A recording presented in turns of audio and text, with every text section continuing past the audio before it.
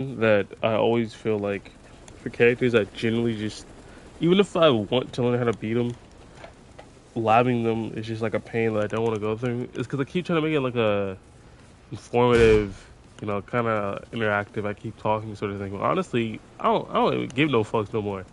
I just want the information. All right. So just eat rocks. All right. That's the vibe right now. All right. I don't care. I just want to know how to stomp Victor out on my favorite characters. And that's honestly where we're at with it. That's honestly where we're at with it. Uh, let's see. So like a common situation is Victor is like this move, right? So I'm gonna approach it from shit that I know, and then we're gonna go slowly into shit I don't know, and we're gonna get it done. We're gonna force myself to get it done, but I'm not. I'm not gonna keep explaining shit. You know, I'm gonna keep explaining this shit. So this low is really it's so annoying. It's so annoying, but like you can't be upset if a Victor is spamming it because if he's spamming it, he thinks you're an idiot. If there was a move that you could classify as like an idiot check, this might be. It's not super high on the list, but it's up there because minus 26 on block, right? 20 frame move.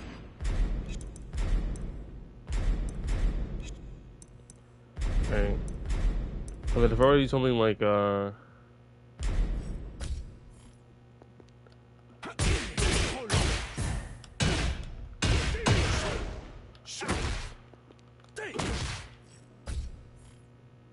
I don't know why I did all of that. Like I don't know the fucking moves coming. That's so dumb.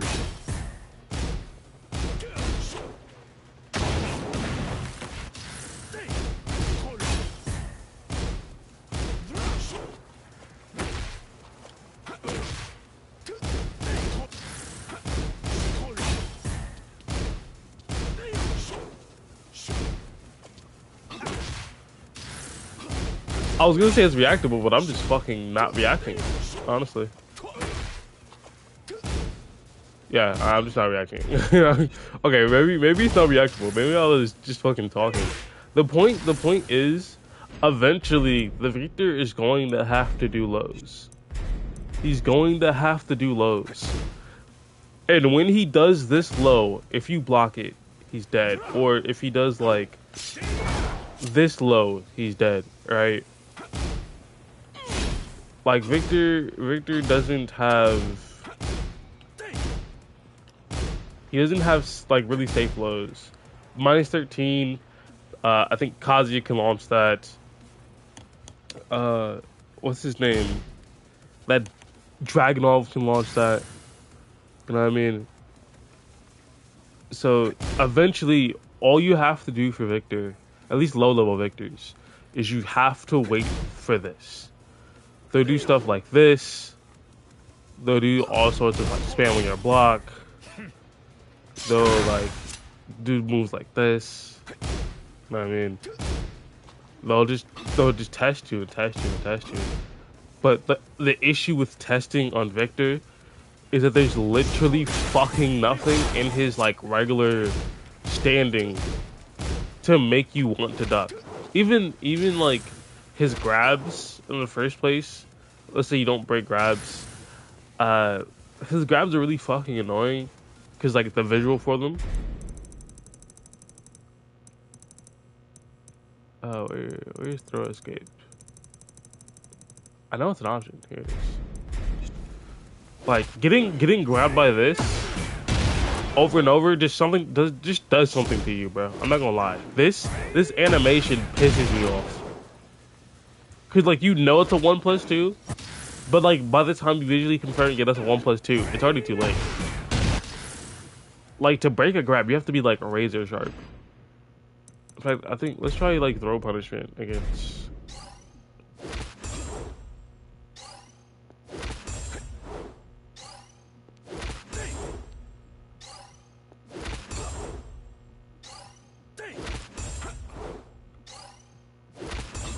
All right, maybe it's a lot easier than I thought. Okay, maybe it's a bit easier. Okay, But the general concept is like getting when you're in the middle of a fight, breaking throws is gonna be a fucking pain. So if you get caught by it, you just get fucking obliterated. All right, that's it, just annoying. All right, because he's just gonna do it over and over again. So essentially, he's just waiting. You're just waiting for him to do this move, block it, and then blow him up for like a lot of damage. And then even if it's like he's mixing it well, as soon as you block this, it's the same as a hell sweep. It's literally the same as a hell sweep, because I'd say it's much more of a snake edge, but like it's 20 something frames. It's not really a snake edge. The point that I'm making is eventually he's gonna have to do it at some point to make you duck, because this does no damage and it's zero on, like, you know what I mean. So you can immediately just disrespect. You can challenge. He has no advantage there. I think he was giving like some type of like. There's some other low he has. There's some other like ridiculous looking low.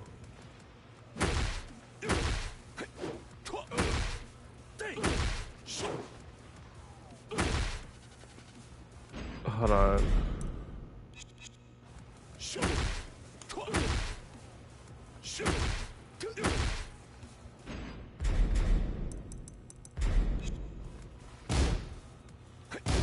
Yeah, yeah, okay. I had to make sure. I can't find it for the most part right now.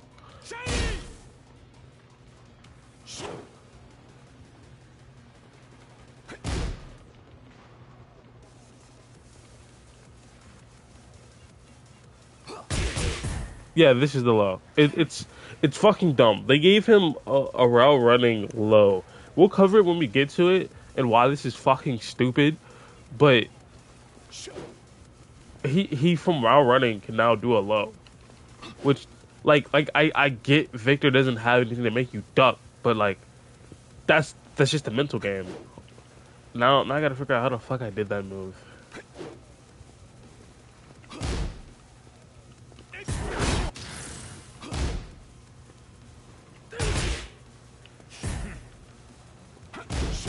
All right, whatever. We're moving on. The reason I brought up down back four, right? This long range counter hit launching low, right? That leaves him +4, is because this is one of the common situations where you would do a frame trap, right? This is one of the common situations where you would get frame trapped by Victor because you want to press against him, and then, right? I'll record that again for. Let's do two. All right.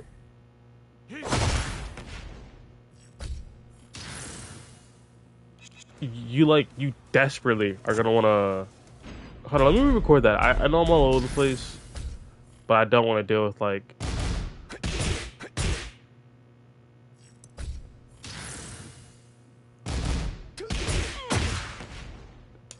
Fuck it, that works.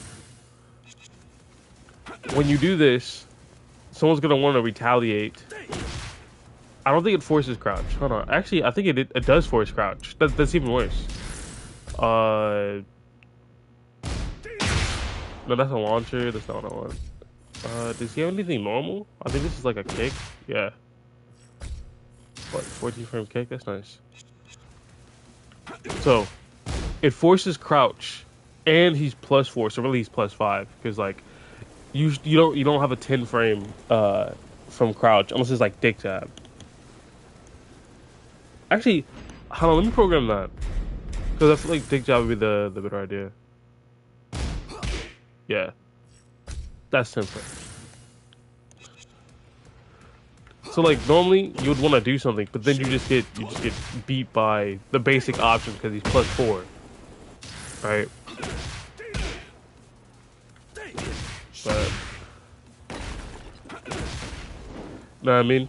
So the idea is just off of this move alone, what is the counterplay you should be looking for? What is the counterplay?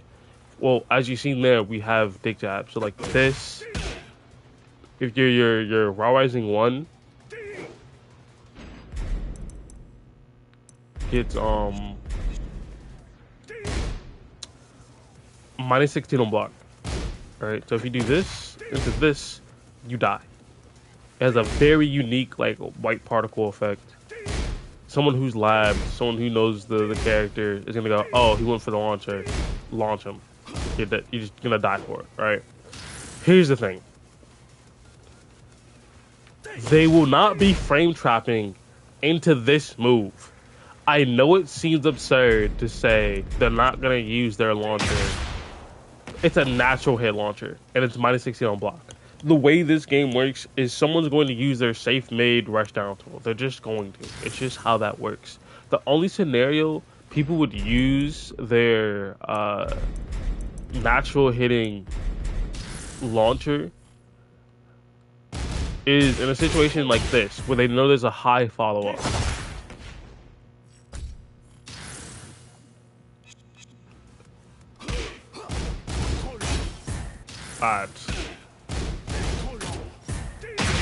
Alright.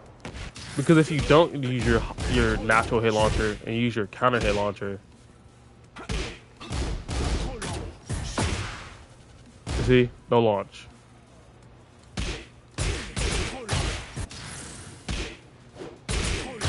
Like it has to, you have to use your natural hit one when you're ducking like attacks, so you actually get the launch. You know what I mean?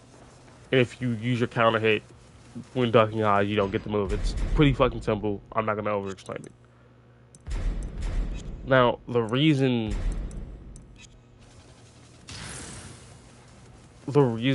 you can't use it, besides it being minus that is the main reason.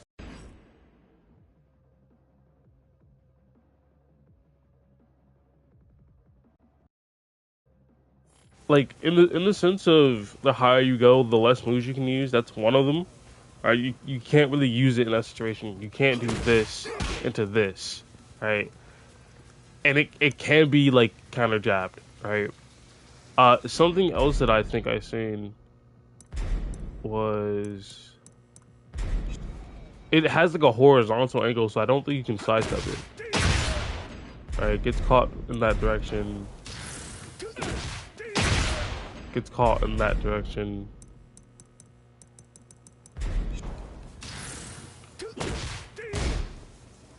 You can't really backdash out of it. And then the side walks are, come on, I mean the side steps, there's just no way, right?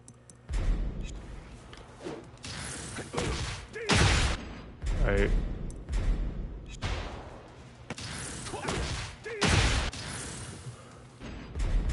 So yeah, as far as like beating this move in particular, if you think he's going to do it, the correct choice is to block.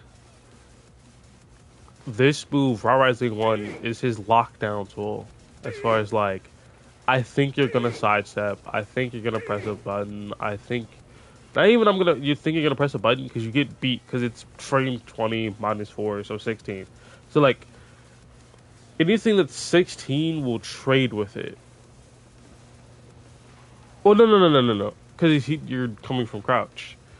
So you don't really have anything that'll get slowed down. That like to trade with this Raw Rising move, you would need a 12 frame move to add 4 to become 16. And then when it trades, you would get the combo. He would get the combo anyway.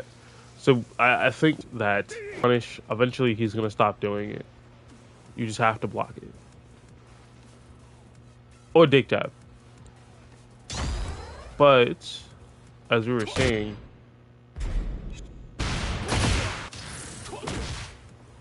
did I replace the punishment for that? But like, as I was saying, right, you have other tools like a counter hit launching, you know, mid. And then this counter hit launching mid is safe on block. I think that for now what I'm going to do is have punishment on. Or just turn off the high punishment. There we go. It's safe on block. Right? So there's going to be several scenarios where a Victor can just do this into this, and you cannot challenge. You cannot, you can't press against it, basically. Because keep in mind, I'm reacting to this with an instant dick jab because I'm already in crouch, which is 10 frames. I'm doing a 10 frame move to stop him from actually, you know, doing anything. And then he does his 10 frame move. It trades, or he does his 14 frame, which is he's +4, so 10 frame basically, blah blah blah, and it trades. I'm not a Victor player. I know I got the skin. I know I went to like, I think, what rank did I end up on? So he does actually still get the combo. So in this scenario, my guess, right, is that you can sidewalk it. Yeah. And the reason I'm guessing that is if you look at the animation, it's vertical.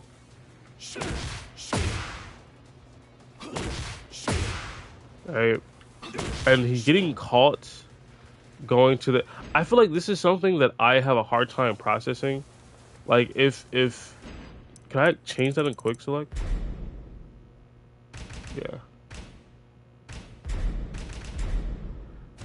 If I'm on the right side, left side, and I am stopping someone from sidestepping to my right,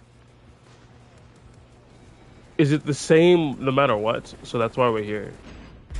So I'm gonna have him do. I'm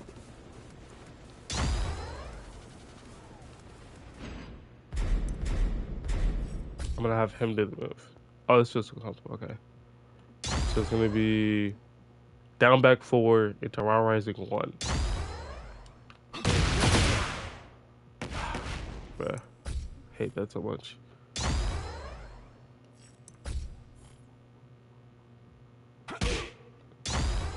But why is the counter hit thing keep popping up? Stop that.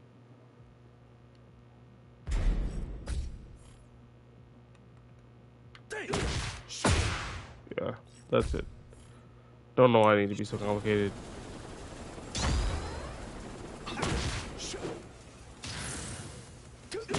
So I'm walking to his left side, which is the background. And then... So it's definitely like side dependent, I think. So like, if I walk to the foreground, which is on his right side, I get clipped. But if I walk to the left,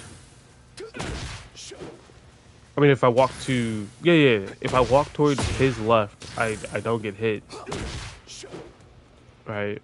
Which is, so yeah. Walking to the background, don't get hit. Walking to the foreground, get hit.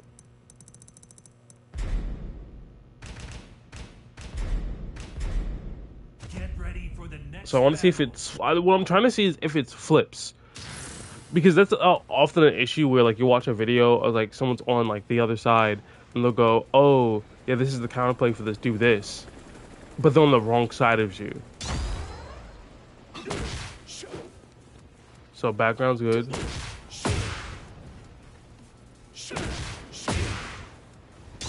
Hold on, let me make the bot do it. So if you go towards his left, you're good.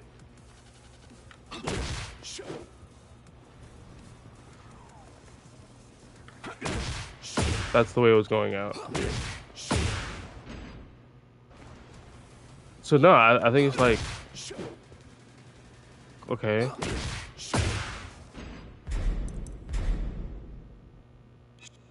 So he's sidewalking to my right, getting hit. I think that's what was happening, yeah. So if he goes to the background, it's safe.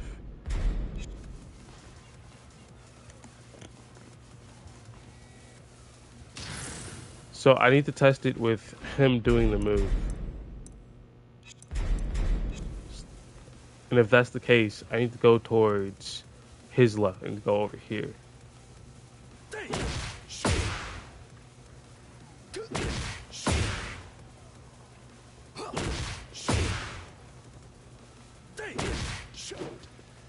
Nah, wait, yeah, because his left is in the background.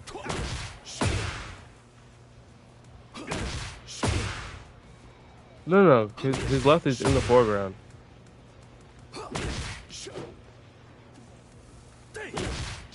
You can step it pretty smoothly.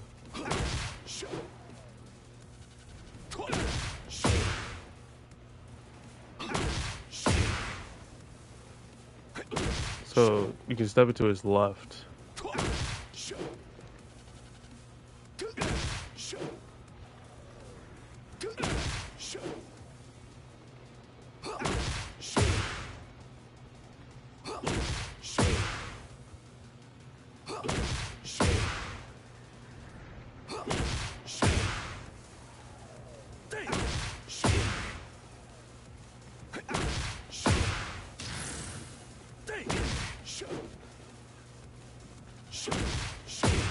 I don't know. Okay. Let me process, because like that generally is a problem for me. I know if someone just told me it'd be simpler, but I'm trying to figure it out.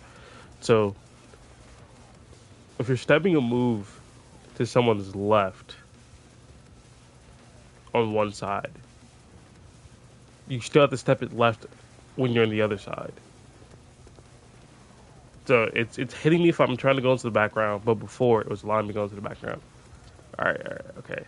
So from my side, for Victor, for me in this orientation, you want to step to his left hand side, and if you're on the other side of the screen, you go the opposite direction. It shouldn't be this complicated. It's a very simple premise. I'm just fucking dumb. Alright. So yeah, you can completely just sidewalk it to his left. I mean, to his right. What the fuck's going on? To his right hand side.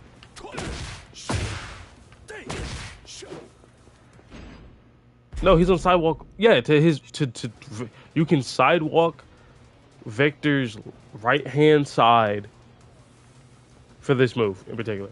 Yes. Alright. That's how you beat it being safe on block. There you go. Something that on Devil Jin that I would like to do. This is one of those moments where it looks lightning, but who cares? Don't give a fuck right now.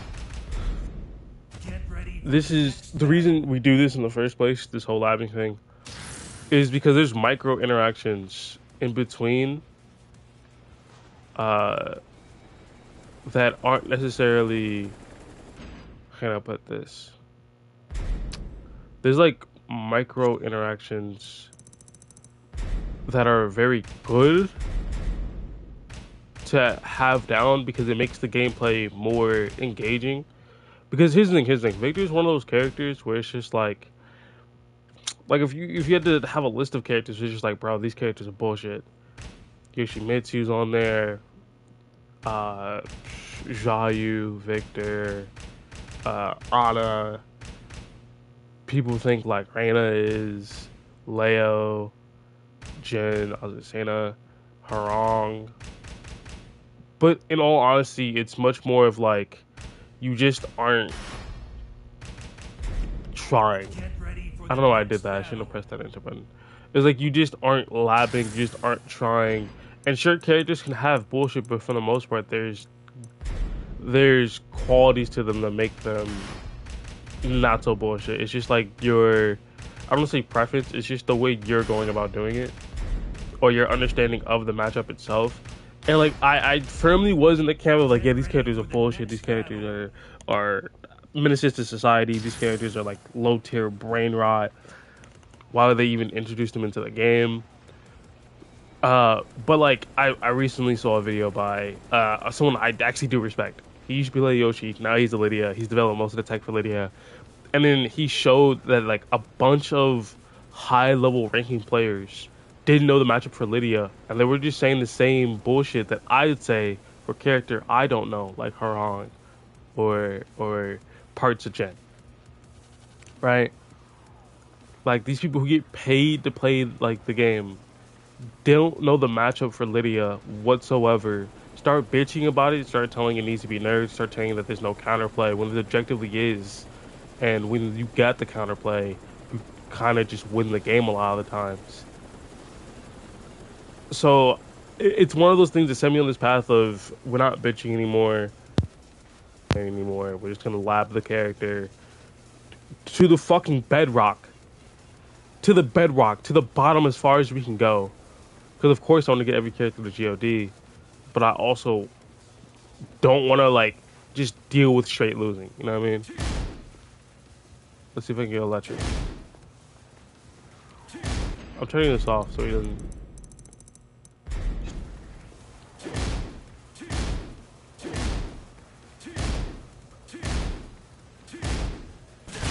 There we go.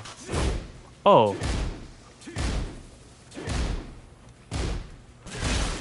There we go.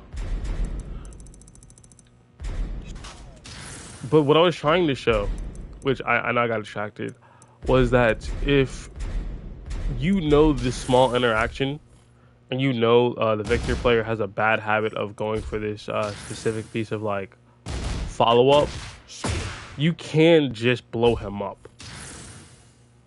And this is what I mean by like there's counterplay, right? If you know he's doing that, you can do something like this.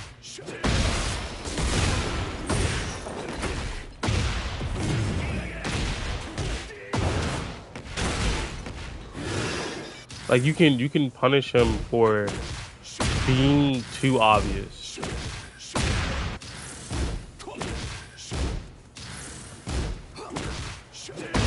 Right? You can punish him for being too safe. Right? Because now he has to use the unsafe on block tracking move, basically the homing move, right? To catch you, and then he gets rewarded for that. And then there's the mental game of the back and forth. But I was stuck on the portion of like, oh, this low is fucking annoying, and then I labbed the character. I want you to know, I labbed the character one time, stopped thinking, like I stopped actually caring about the character, genuinely. And we're doing this lab to like fully cement. Like we're not gonna learn everything, we're not gonna see everything, but we're gonna get like a very, very good basis of what to do on your character. To fight against, you know, that sort of thing. You know what I mean? Like, if you do this, right, every single time, you understand what you need to do to effectively win the game. Right? If I could do that. There we go. So yeah, that's the general idea. Don't bitch, just lab the character. Even if the situation seems completely unfair, sometimes the answer may be just deny them the access to that scenario. And if you cannot accept that as an explanation, you are not ready to progress past anything. I'm just being, like, if it's like, oh, how do we stop people from stealing my fucking car? Well, maybe don't park your car in that neighborhood. It sounds fucked up, because it pretty much is, but like that's just the measures you have to take at a certain point. Because there's only so much I can go like, oh yeah, Victor is such a bullshit character, right? Victor is so cheese, Victor is so noobish, before you have to sit down and reconcile, hey, these Victor players are doing the same flowchart. Just memorize the flowchart when you see it and then interrupt it. You know what I mean? Like it's objectively your fault that you lost every single time, except that Gosen guy. That guy got robbed. Never let that one go. I don't care. That Gosen guy got fucking robbed. If you haven't seen it, it was Gosen versus I want to say the John. Isn't the John the Pakistani king player?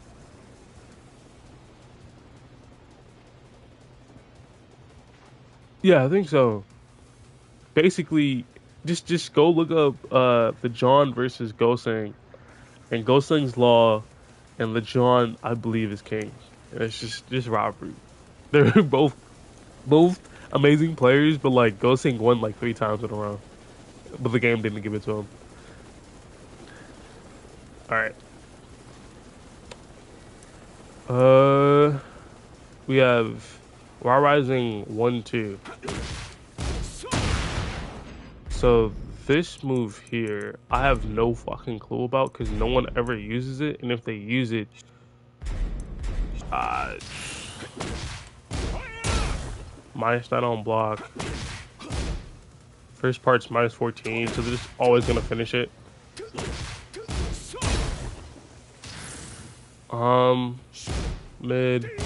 Mid. The reason I'm checking the mids is because Raw Rising 3 is a high, right?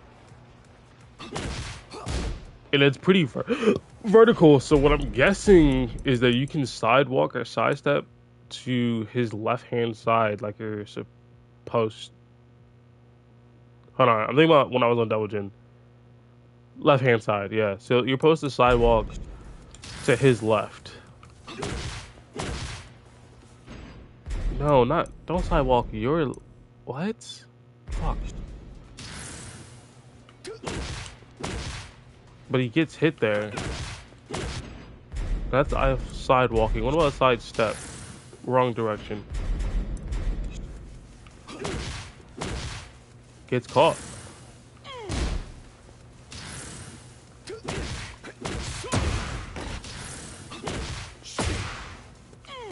So yeah, this is definitely one of those like, oh yeah, this character's bullshit moments. Cause why does that so like here's the deal. Technically, right, your response the thing of option selecting is it isn't a cure-all for the entire stance. And the thing that bothers me is when people go like, oh, you can't do this because, you know, if the answer for these three moves is sidestep duck, and he does this option, you know, you get hit and you die, so you can't really do it. But it's like, okay, what's the weakness of that move then? Oh, it's this. Then just do that. Because what your basic complaint is, I have to play the game. I have to guess. I have to guess what my opponent is doing. Now, there's the thing is with high level players, the rewards you get off of guessing correct is extremely high. Extremely high. So it must be frustrating to guess wrong and then fucking lose the game because of it. I understand. Right? I fully understand that. The issue is we can't lose sight of the fact that it's a game. And the idea of like every single thing being reactable or every single thing being determinable is a little ridiculous. Alright, don't get me wrong. Them speeding up all those lows in like beginning of season 2 is ridiculous. I don't understand why they did that. That's fucking dumb. If something is reactable, let it be reactable. But I'm saying there's certain things where it's just like you have to take a guess sometimes. That guess shouldn't be forced every single like there shouldn't be press this button, now they have to guess. Right? That shouldn't really be in the game. But there's going to be situations where you have to guess, and that's just the game. You're playing a fighting game. Are they going mid, low, or high? Right? Are they going low, high? And that sort of scenario, there's going to be moments where you get annoyed because you guessed wrong and you died. And unless the person is using literally every single move of the stance, it's not actually like they're not actually really mixing you. Because for example, this is while rising. So there's while rising. Hold on. While rising 1, while rising 2, while rising 1, 2, right? These all have specific purposes, but there's like if they're using all of these and they're cycling through them,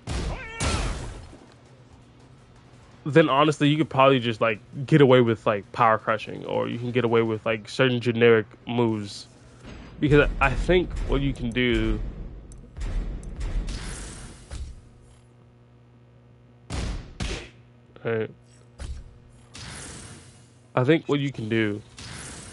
is dig jab this. You can dig jab the rising 1. So that option selects both of those. But you can't dig jab rising 2. So if you realize he's going for the safe mid like launcher, counter hit launcher, most of the time, and then he's sprinkling in. Oh yeah, I forgot about that. And then he's like sprinkling in some of the other options. Then you can start like counterplaying those specifically. It's like whenever you see like a gen player and they go into like that bullshit as like auto glow eyes, auto electric stance. If you see them do electric 3 times, the mental game is he going to do electric again? Is he going to do another option? And which option is he going to choose? Because people are going to have their favorites to throw out. And they're not going to want to throw out the negative on block moves. They're not going to unless they're like, oh, it's gonna hit, or they're just being like unga bunga. So essentially, you can remove for like decent players. You can remove the negative on block. Like you can remove it for the most part. Because if you're just blocking and you block it, they get hurt for it. Of course, people as they get better, they take the risk. They just go, fuck it, I'm gonna try. Of course. But there's still some game of like, okay, I can remove Raw Rising 1 from the list. Because I get to launch, that's launch punishable. If I catch him doing that, he dies. So the chances of him doing that are very low.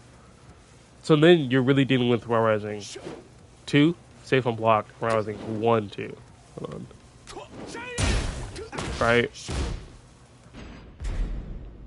That's the general idea. So you can't really sidestep this one. Maybe it's something to do with like the plus frames, or we see sidewalk left. Yeah, it's something to do with the.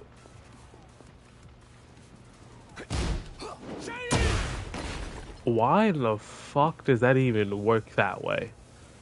No. You can't tell me that's not dumb. I said there's gonna be a certain point where you just have to lab and stop bitching.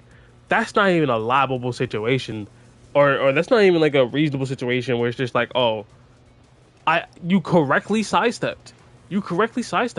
And it clipped you from behind. That needs to be removed. That genuinely needs to be removed. It should not hit from behind. All skill checks involved, right? You passed, right? And then the correct answer, right? The non like, oh, this is fucking dumb answer is, whoa, visually recognize what move that is sooner and launch punish him. Because technically you don't need to walk around for that long to.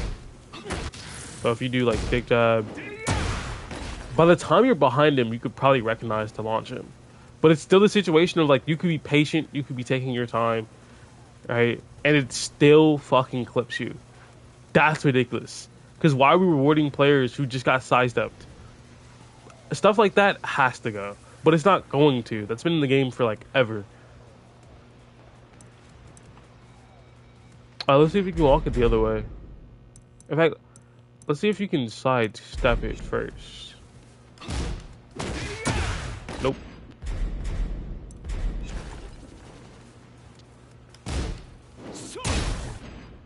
So you can sidestep the kick to the left. So we're sidestepping Victor to his left-hand side. That's the major thing that I'm saying. Maybe it's like a... No, this basically tracks left. So this is, you have to sidestep this to his right. You have to go to the background, or...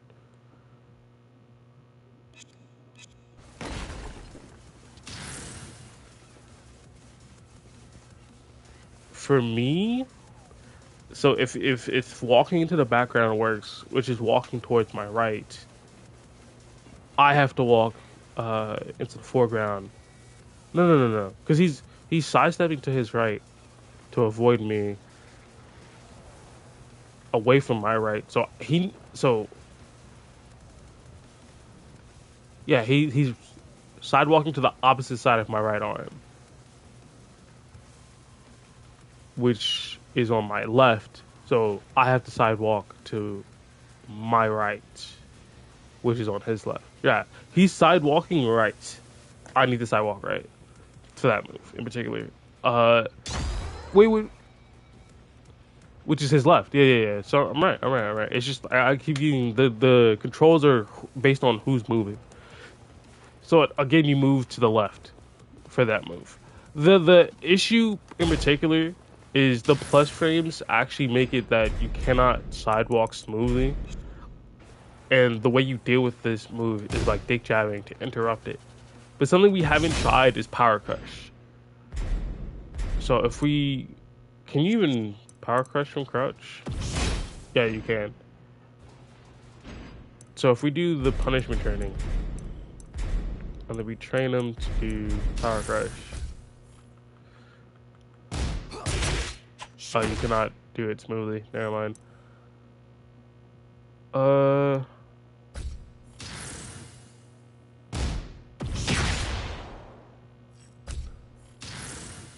Right.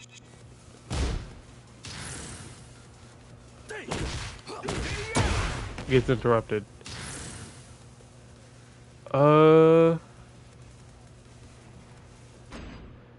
Let's take a quick trip. It's a very, very quick trip.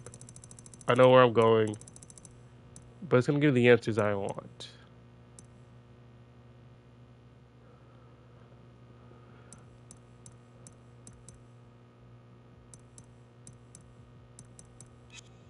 Hold on. Yeah, the back too. What the fuck?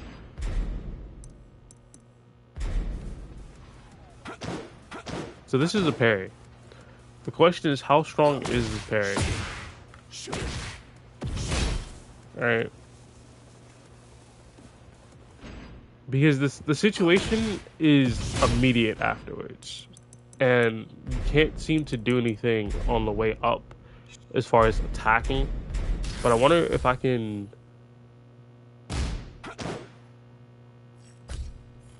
parry. Nope. Maybe my timing's off. Alright.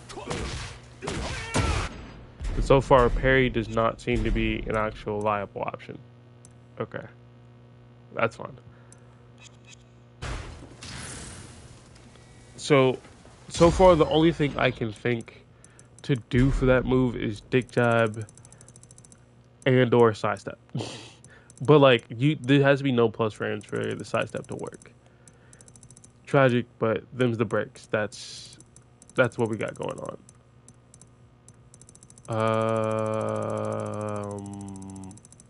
Here we go. Now we have Raw Rising 4, of course, classic. If I make him respond, he'll lose this for sure because Raw Rising 4 is our fastest move from crouch, besides dick jab. In fact, you really could just do dick jab. Do dick jab, and you're still in crouch. So boop, boop, boop. You know what I mean? And I think a plus 8, is it even possible to sidestep at that like... Fuck it, we're here. Might as well test it out. Why be so hesitant? Just fucking test it out. I want him to sidewalk to his left. Yes. Okay. And then we want him to do it after he gets attacked twice. So we get this, dick jab. Yeah. So it's still possible even if you're -6, right?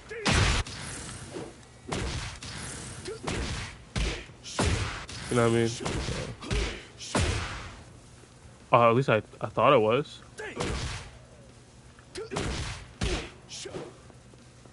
Is my timing off?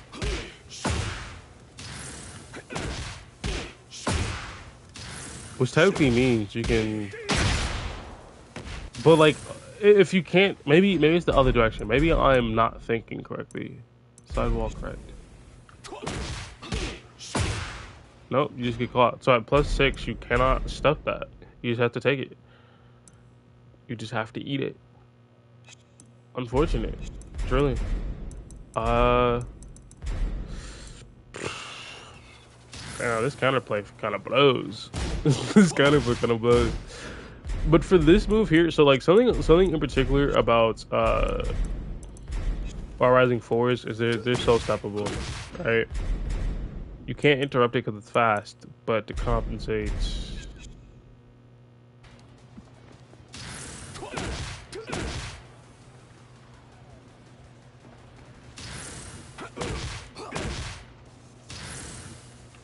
I guess at +4 you can't. Maybe it's the wrong side I'm stepping to.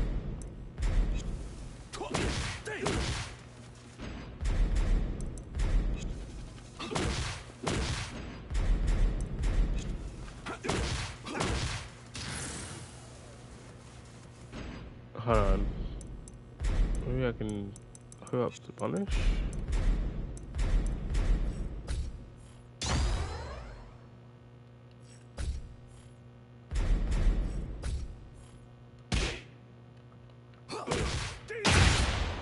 Oh, I fucked up. Kind of irresponsible, okay. Not what I wanted to do. Not what I wanted to do. We'll make sure that's like frame tight. There we go. So if I allow myself to get hit with this.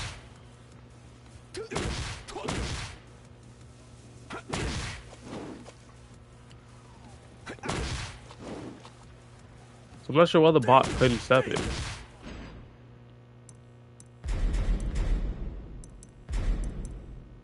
So I'm sidestepping to his left hand side to the body step to its left.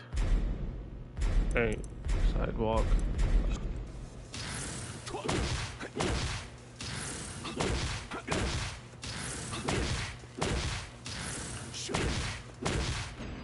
I don't know. It's just having a hard time. I'm not sure if it's because I'm stepping, and I'm not sure why if I'm able to step, the bot isn't. You know what I mean? Maybe it's the distance.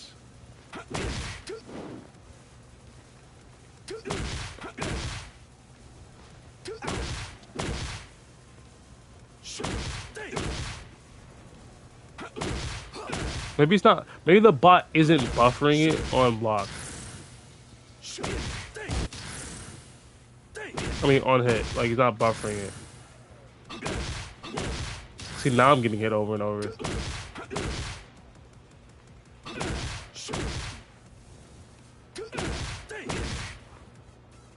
If you can, let me know. If you can do it, let me know.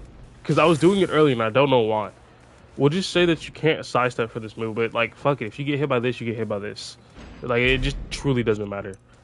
It's just one of those moves that just don't matter. Like, it continues the offense in a sense where it's like they're gonna be plus after doing so, but it's not that big of a deal where it's just like you can't do anything.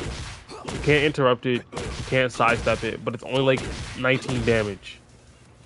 So you eat like 30 damage off this, basically. All right. Yeah, you eat around like 30-ish. So like, I don't really care this much for this move, and most people don't really go for this in the first place. And if they do, it doesn't really matter. Like, let's say you just get more information. All right, they're trying to frame trap here, but then again, who isn't trying to frame trap after this? Like, there's literally no reason not to. Like, when you have moves like this. Well, that's interruptible. When you have moves like this, the only thing you're weak to is a sidestep. So, like, your rising 1 and your rising 2 are your big value buttons, your buttons that you press to, like, all right, if I hit this, I just kind of win, or I'm winning, all right? Or, like, I want this guy dead, I want these 2 buttons to hit. One of these 2 have to hit. So, if they do rising 1, you blow them up for it. If they do rising 2, you can sidestep and then blow them up for it. But you have to do it on the correct timing, on the right guess. You have rising 1 plus 2. -8. Pretty safe. Goes vertical. 13 frame. So this move here, so like, if you look at rising 2, it's 14 frames, right? +4. 10 frame move. Rising 1, 15 frame, +4, 11 frame move. These are both jabs in speed. Meaning, if someone were to, because here's another hint of counterplay. Because I know like dick jab is something popular, right?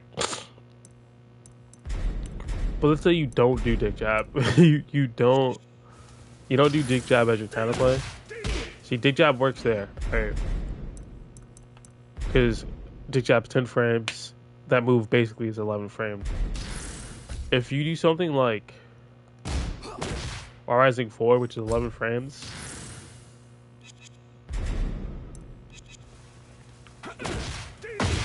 you trade, but he still gets the combo, right? Because his move is 15, mine is 4, 11.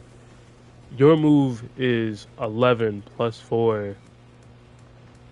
Actually, why is that trading?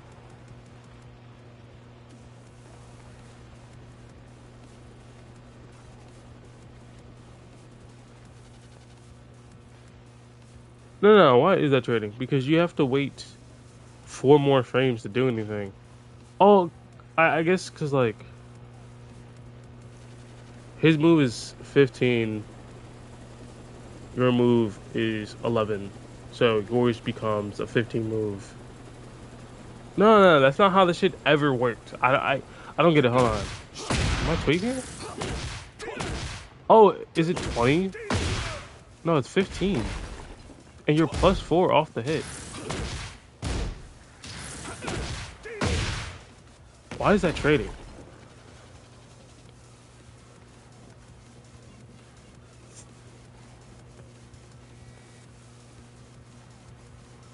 I'm actually genuinely confused here. Maybe am I mistaken? I don't think I am. Because ever since like I learned frame data, this is how I've been doing it, and the math has checked out, and like the results have checked out. So if it's 15 frames and you're have an advantage by a head start of 4, that means you have 11 frames to go, and then he does an 11 frame move. Oh yeah. Okay. I keep like adding it to his side when I don't need to. So he does an 11 frame move. You have only 11 frames to go. They end at the same time, trade, but he still gets the combo, right? And then for like the other move, uh,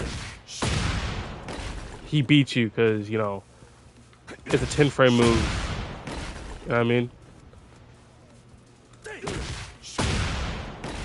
And then the other way, technically, maybe I did it wrong because if I wasn't, it's been a while since I did frame data stuff. You have a 10 frame dick jab, and then you have a move that's basically 10 frames. They should trade because 14 minus 4, 10. Oh, about right. Yeah, they trade. So those are the two like scenarios where those moves would trade not in your favor, like not in your favor at all. So if it's like, all right, I'm gonna try to disrespect if he's spamming uh this button here into 1. It's like, sure you can do dick jab, but that's all you can do. And if you're doing dick jab, you can just do 1. It trades, and I try to like I was on Yoshi. Uh, he can just do this. He's gonna be doing the safe option probably anyway. Like you won't be able to do it. And the reason I bring up all of that information, even though it seems pretty irrelevant, all right, and I didn't bring up the other ones, is because this is 13 frames. So if he's +4, that means you would need a 9 frame move to like counteract it. Which the only people I can think, the only thing that are 9 frames are like power crushes, parries, and flash. That's the only thing I can think of. So you enter in a scenario where, let's not do dick jab. Yeah, dick jab. You're entering in a scenario where you cannot dick jab. You can't dick jab. You can't Rising 4. Nothing you do, no matter like if he's spamming this move out, because it's safe on block, mind you, you cannot interact. Sure, you aren't dying, but you can't press. And like that was the same scenario before, because remember, he hasn't used a low. He has not done a single low yet from Rising. So like the reason it's important that he hasn't done a low is because it'd be like, oh, so what? Like there's so many low moves he can hit you with. It's so scary. That's not how you play Tekken. You have to compartmentalize all the interactions into like certain like bubbles of I've been here before. There's nothing he has that scares me. Because if we look at this list, mid, high mid, right? Mid. I'm not sure what this does. But all of these are mids. There's 6 moves. If 5 out of the 6 moves are mids, right? And to be honest, kind of like lackluster mids. Like this is launch punishable. This is safe on block, but you can sidestep launch. This apparently stops sidestepping, but it has a high like intro. It can be dick jabbed. This can be dick jabbed. Right. This can be not done anything to because it's a fast as fuck button. Don't even worry about it. Don't even try. But like you can essentially just deal with all these moves by doing the same thing, even in a scenario where it's like I'm gonna play defensive. I'm not gonna try to take advantage. I'm not gonna try to go outside of my standard move sets or abilities to try to like compensate or do something crazy. You can still, at the very least, yeah, you can still at the very least, uh, just block and then it's our turn because this move launch punishable. This move safe on block but gives up his turn. This move safe on block but gives up his turn. This move safe on block but gives up his turn. This move safe on block but gives up his turn. So effectively, if he uses any four of these moves on your block, it's just your turn. You can just use it like a fast mid, take your turn back, see if he tries to press, do whatever you want. He literally cannot make you duck from crouch. So if he does a leg sweep into a Rao Rising move, you can simply just go, I don't need to duck. Right? So for someone like this to know the follow up is, oh, just block, you'll be fine, is very good because it's very annoying and very fast paced to fight a Victor when you don't understand what's going on your screen. If you don't understand, like not even know, like you could be like, oh yeah, I like the move list. He doesn't have any of those there. You literally need to process it in game of, okay, he just did down back forward. He's in crouch. He's +4. He's gonna want to frame trap me. I can just block if I don't want to like guess which option he's doing. That can be your option select. Just block.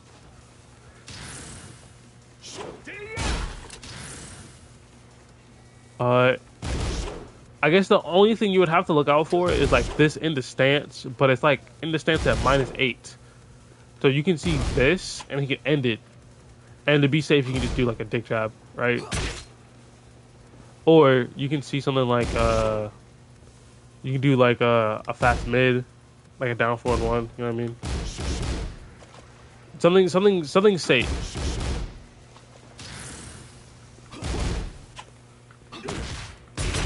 Right? But if you try to interrupt, now you're getting mixed. Because now he's entering it with plus frames. +8. Actually, hold on. Let me... Yeah, +8 in the stance. So for this particular move, what I'm thinking is... You can sidewalk. But it catches you if you go right. And catches you if you go left, if you sidewalk. What about sidestepping left? Because that's the direction we need to go. Get caught. And if you get caught, you take like what? 22 damage? That's basically fucking nothing.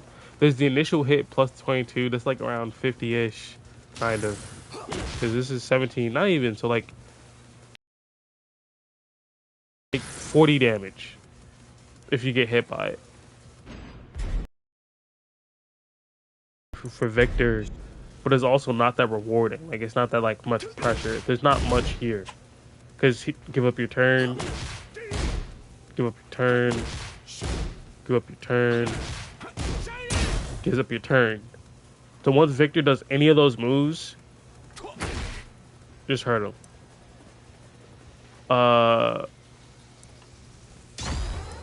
While crouch? Are we in the wild crouch buttons? Oh, is that literally... Hold on. Oh, that's it. That's all of the Wild Rising moves.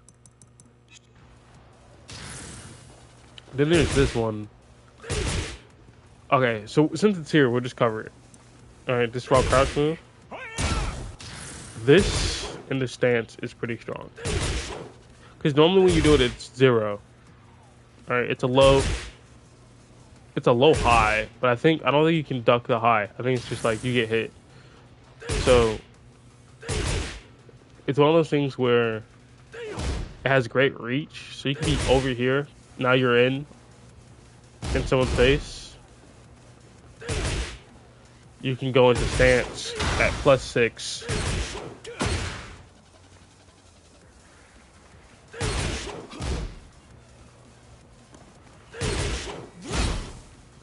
All right. So you're in the stance at +6. Just objectively good. Uh,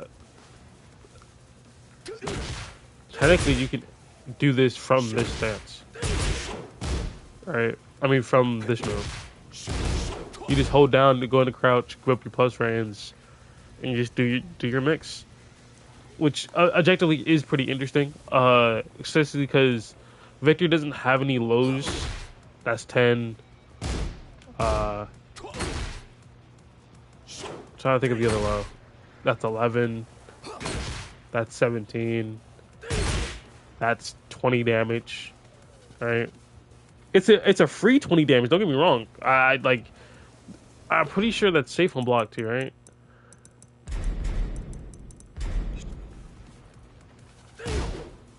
No, it's launch punishable. That's interesting. So he doesn't have any really safe lows. So like he doesn't have any lows to reinforce you ducking. He's probably just gonna do grab, which is breakable if you're paying attention. So like if that's the case, right? If it's the case where this is one of those scenarios where like what I mean is very literal in the sense of you kind of want to just box every single moment against Victor into its own category or box, because since he doesn't have any real lows, all he can do is just harass you with like very weak ones, and the second you block them, he just eats a mad punish. So he can, if he does this, you duck. He can do stuff like if he does this, you punish, right? Does this, you punish. Stuff, he has like harassment tools, mids. He could be fishing for this, right? But like, you honestly don't have to duck. A lot of your defense against Victor is just gonna be stand blocking and waiting for him to kill himself, right? And you'd be like, I can't seem to mix this guy. Well, guess what? He can't mix you either. Because like, okay, we're in the standing position. All right, he's doing a bunch of stuff, not really accomplishing anything, just block. And you'd be like, okay, his only thing he has is his grabs. He doesn't have a throw mix. This is one of those moments where it's like, okay, my game plan is to hold back, hover over like my 1+2 break. If it's bound to a button, just hold back. Wait for him to do a punishable move. Do the punish if you can.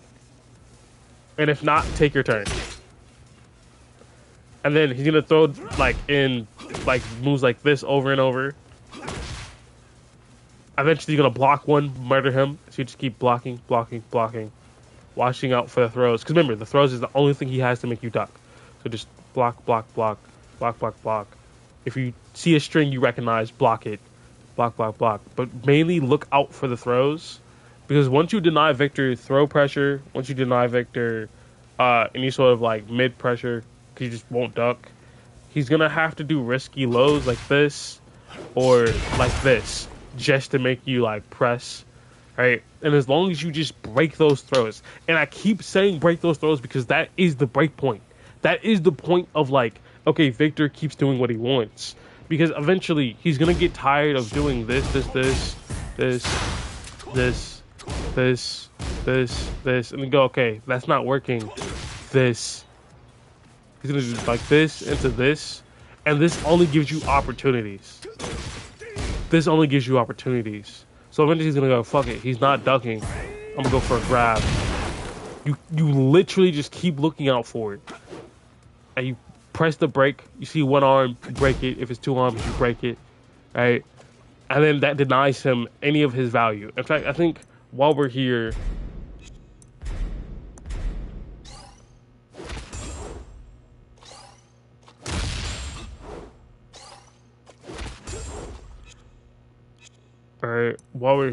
so I got +3 for breaking the 1+2 grab. Let's have him do throw breaks.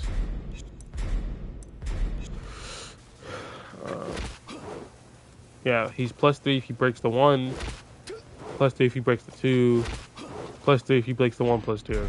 So essentially it's your turn after you break the grab on Victor anyway, right?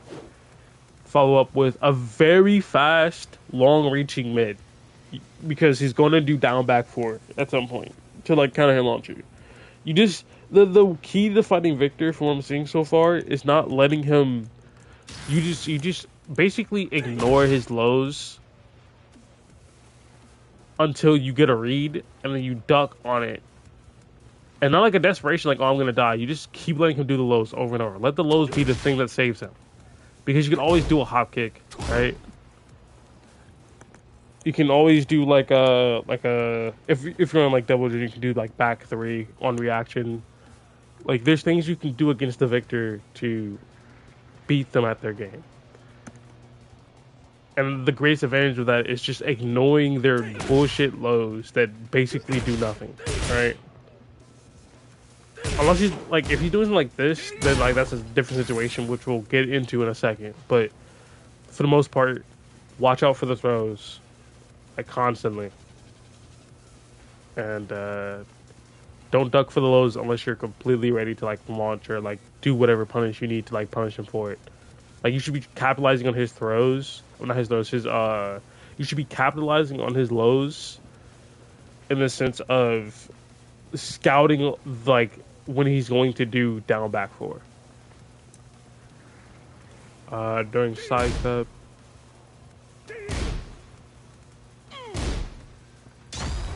Okay. Eli stance is very specific. So like if you do EI 1-1 minus 14, and then you can do EI 1-1 forward, which is minus 10.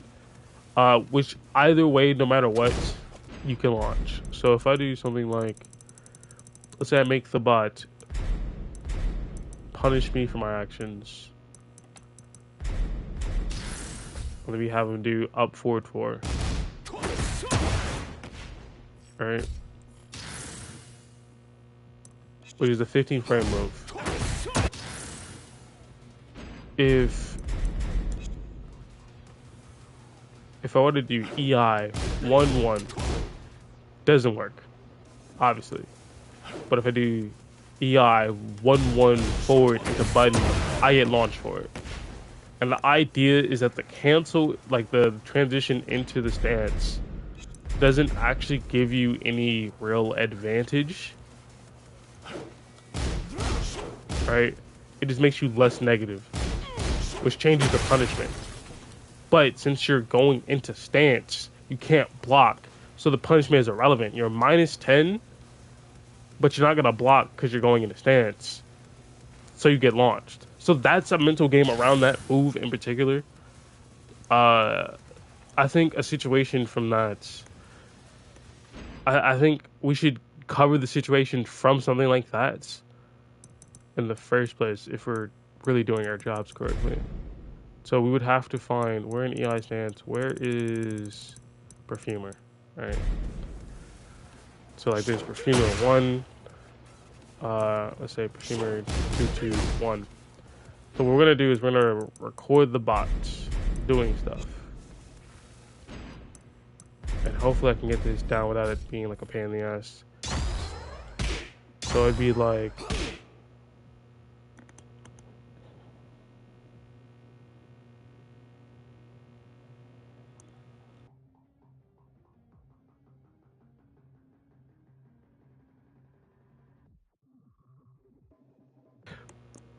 so let's see, it'd be like EI 1-1 forward, something like that, right? And then you can have the EI. Hold on, I took too long. Yo.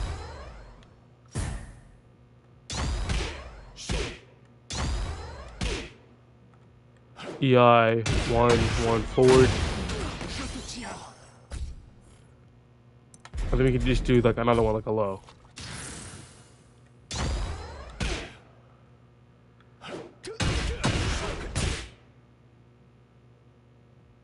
I don't know why. What's the low again?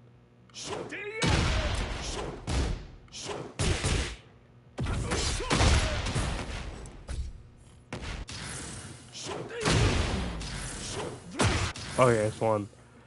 So it'd be like EI 1-1 forward 1. With all of these stances on block, right? It'd be like, oh, Victor's just doing strings in my block. What am I supposed to do? That's the skill issue, right? If you get hit, that's a different story. But if he's doing this sort of thing on your block, you can just launch him because he's negative into a string. You have the advantage. Right?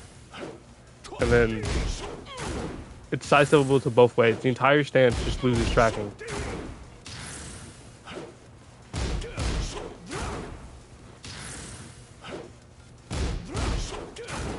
So of course I have 3 different sort of like generic items or like moves out of this Perfumer.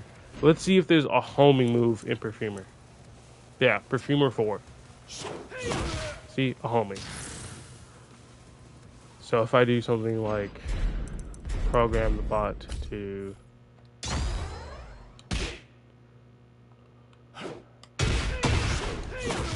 right.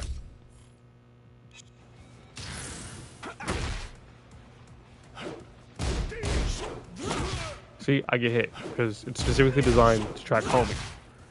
But then again, but like, oh, it's only -14. Interrupted. It like actually does not matter. You know what I mean? Because he's minus. So since he's minus on the entry, you could just power crush literally all of his options. All of it. You could power crush, you could sidewalk. It's not really one of those scenarios where you have to care too much. And since it's a minus, you can sidestep pretty easily. If I can figure out what I was doing before, which was EI stance. So like, don't get me wrong, the move isn't terrible. I'm not trying to say the move is terrible. Cause I'm pretty sure you can do something like EI. You can do this to cancel an EI. Like you fake them out, and it's only -11, right?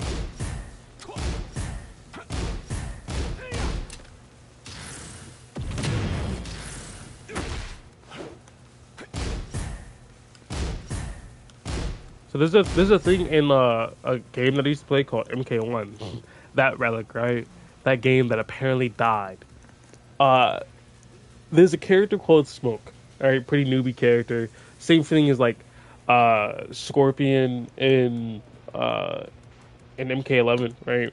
Where everyone played him because he looked cool and he seemed like he had like cool moves, but you know, kind of pretty linear. Probably like if you just played the game, you could beat Smoke pretty easily if you just paid attention. But there was a tech called Vapor Cancel, where you could do moves into Vapor Cancel. Like you could do a move into like a Vapor, cancel it into a move into Vapor, cancel it into a move.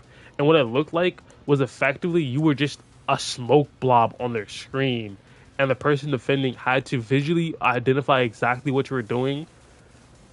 Like it wasn't that strong. All right, I'm not gonna lie, it wasn't that strong because for the most part, the second you stop vapor canceling from like 2 hits of like a mid,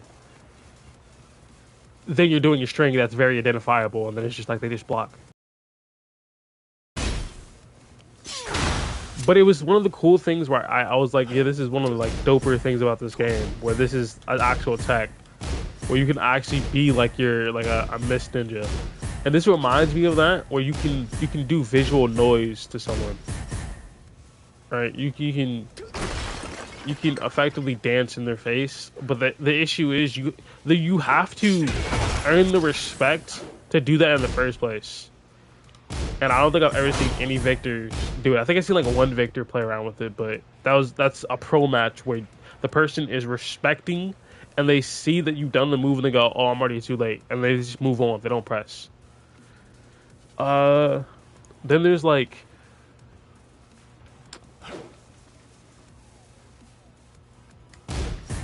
Alright. It's -14. It's also a combo tool, so if I make him stop blocking for a second... Yeah.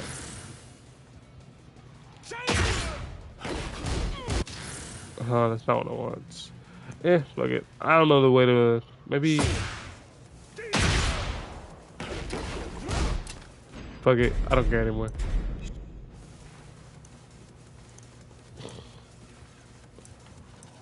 Actually, is it sidesteppable? Because I know there's certain moves that allow you to go into EI with plus frames. I just can't remember like.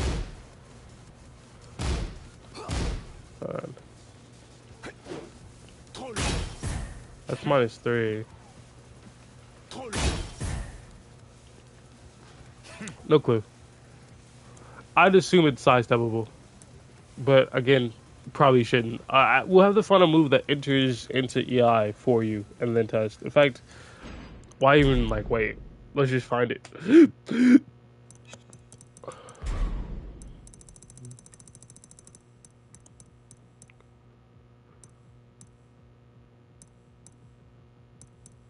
Come on, where's the EI transitions? No one gives a fuck about heat. Come on, EI. Oh, I guess there is, but it's -3. It's -3 in the stance. I don't want to deal with that. I guess we'll just cover that first. We'll just use that as the template for now, and then we'll find like a plus on block one. So effectively, what's going on with this move 2-2-2-2-2 is that it's high into mids, into high. And the issue with having a string like that is it's fucking dog shit. It's genuinely dog shit. It's this here. You will never hit on someone above a certain rank unless they're falling asleep. And I'm not even really joking. To be like completely honest, I'm not. Yeah, I'm not actually joking. So the way it works is you're just spamming on someone's block with a very obvious string, but it jails. So, alright, see how it pulls out a gun at the end? I don't think you can interrupt. Oh, you actually can.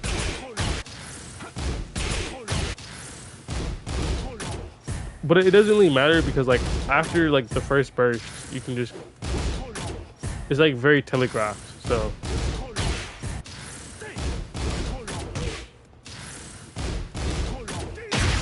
So like I'm reacting to it, doing it every single time. That's because it's not hard.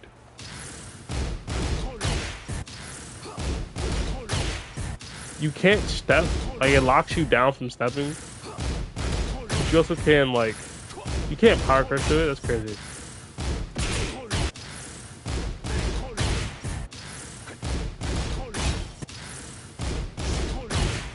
Yeah, no power crush damage. In fact, I think you can just hold down, so even if you get hits, oh no, it makes you rise back up. Alright. I just never been hit by like, cause like once you block the first part, the last part's death. So like you literally cannot continue. So like it it creates one of those scenarios where that's as much as you can get away with, and you're -10. So it's like, at first I thought the -10 was like to influence you to keep going the whole way through, right, and just accept the risk of that move. And technically, it is what it is. Like that is what it's for.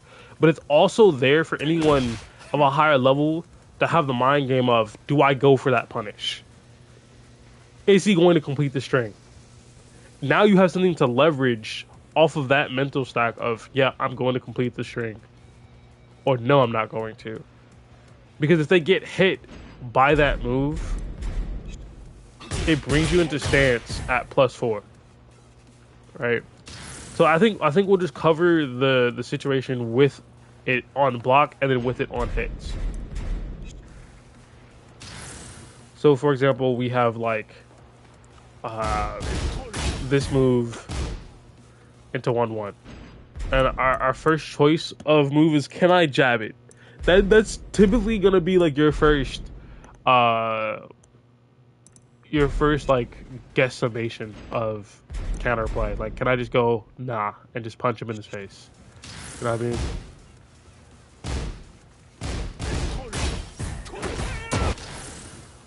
Okay, I had to make sure which punish was there.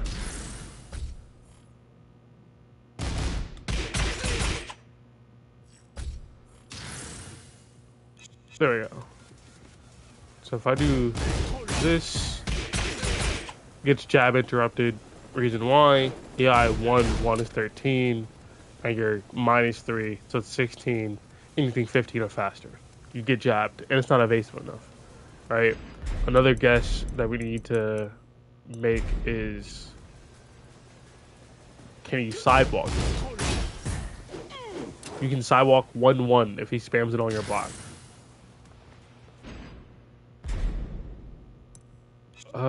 Next move. There's EI 1-2-2. So if we do this, sidewalkable, and you're gonna notice a pattern where it's like, oh, okay, I can just do this option, or I can just do this, if I'm facing a bad Victor and just win, because even though there is like some like Jin being that plus all the time is so fucking annoying, so obnoxious. I don't care if he's a character for new players. It genuinely makes me not want to play the game, and it didn't make me want to play Jin when I first saw it. When I was like, oh, this is just the easy character, the brain dead character. Like that can't possibly be good for Jin mains when it's just like, yeah, every victory they have a character who's absolutely just doing everything. Like all his hits are permanent health. He just has poke. He can poke you down. He has strings where it's like, okay, you just have to. You can't react to the low. You can't react to the low.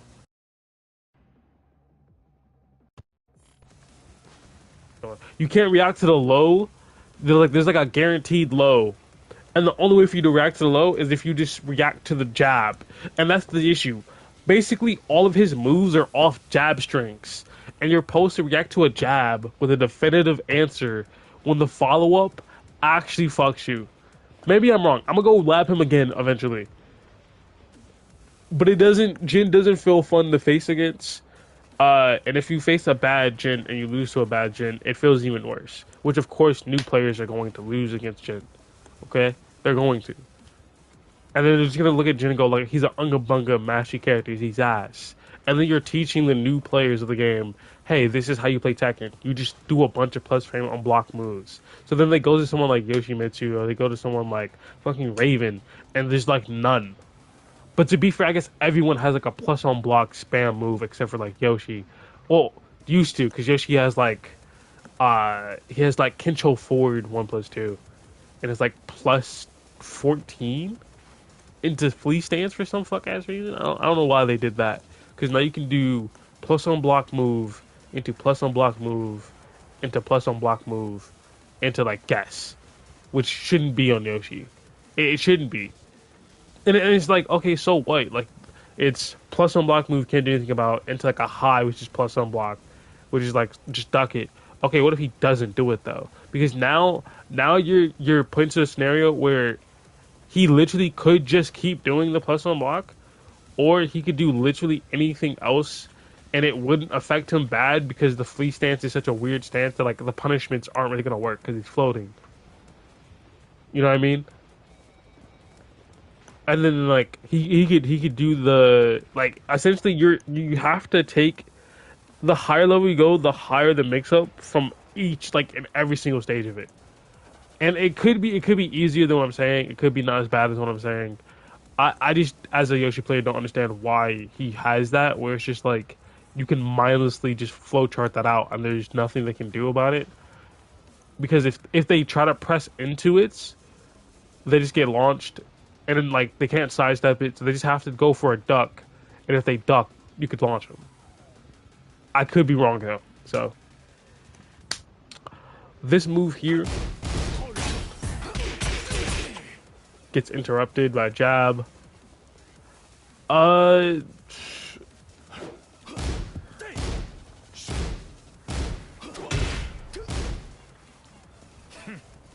Yep. We have 1+2. What the fuck is this? Gets jabbed out. Can you sidewalk left? Yes.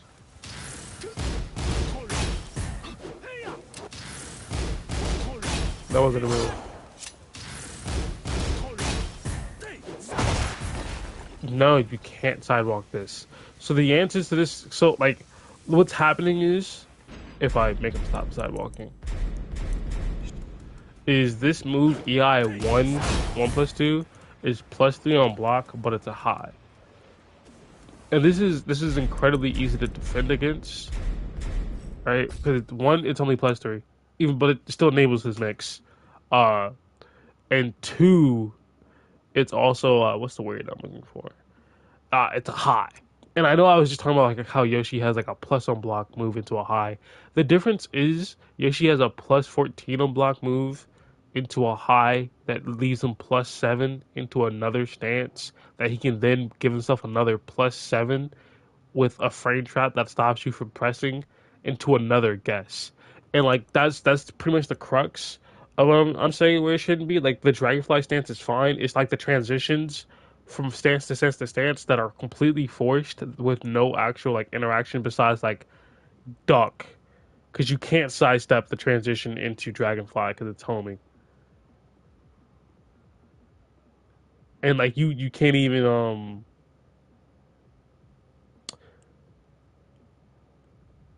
and you also can't like interact or press after you get hit with the flea, which is just super annoying. Like super aggressive interactive stance pressure is annoying, especially when it's like out the blue. But with this, it's very easy to essentially ignore it and get rid of because you can visually react to.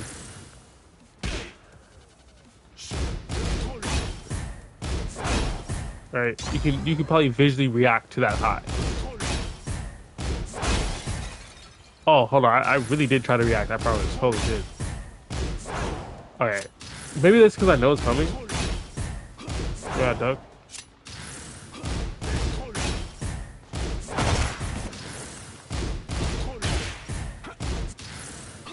So like, the proper answer is to instead of just simply,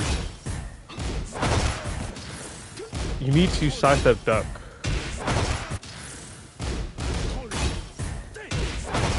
Why is that not working? Is it the other side?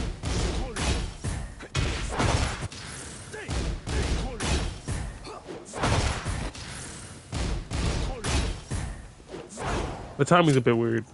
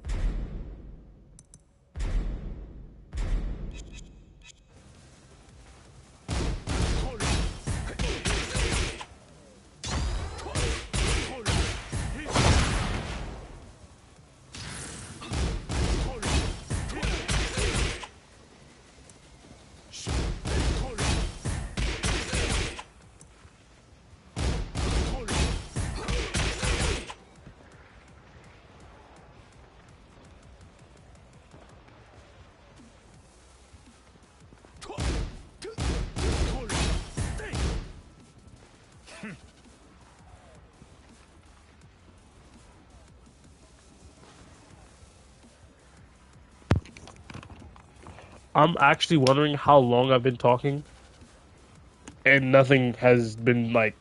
So I'm gonna do a quick recap of everything I said so far, and I'm just gonna move on from my mic apparently not being plugged in. Anyway, after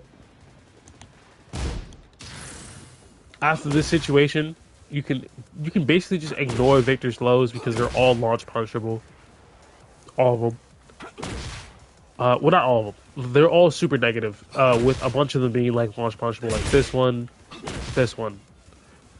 But those are the only real things he has to make you duck, and they kind of suck, and they don't do a lot of damage. For example, down 3 is 11, down 4 is 10, down back 4 is 17. This is 20. Like, they kind of don't really matter. So you really have no reason to duck against Victor unless he does his grabs, right? But if you have no reason to duck, you can just hold back against him and like just observe his offense and pick apart like the holes in this offense. Essentially, the only thing he has is grabs. But if that's the case, and you don't have to watch out for lows, you don't have to watch out for hell sweeps, you don't have to watch out for like any other sort of nonsense. All you have to do is just hold back, watch out for grabs, because he doesn't have a perfect throw game. So it's just one, like you just press the one button for anything else besides like 1+2. So effectively, when you're facing a Victor, it's not even a game of like what move is he gonna do. It's like it's a game of all right, let him give away his turn because after this scenario, right, when he does this move and he's +4, if you were watching, you literally got to see all of the moves that I were doing, where you can like sidestep. You can't sidestep 1, but it's launch punishable. You can sidestep 2. You can sidestep 3-2. Even though you get hit from behind, it's so fucking stupid. All right, and then there's like that move too, but they all give up his turn. So like literally after this, there's no incentive to duck. There's nothing. Like there's 6 moves, or there's 5 moves actually. Of the 5 moves, all of them are mids, following the situation of being crouched. If he does something like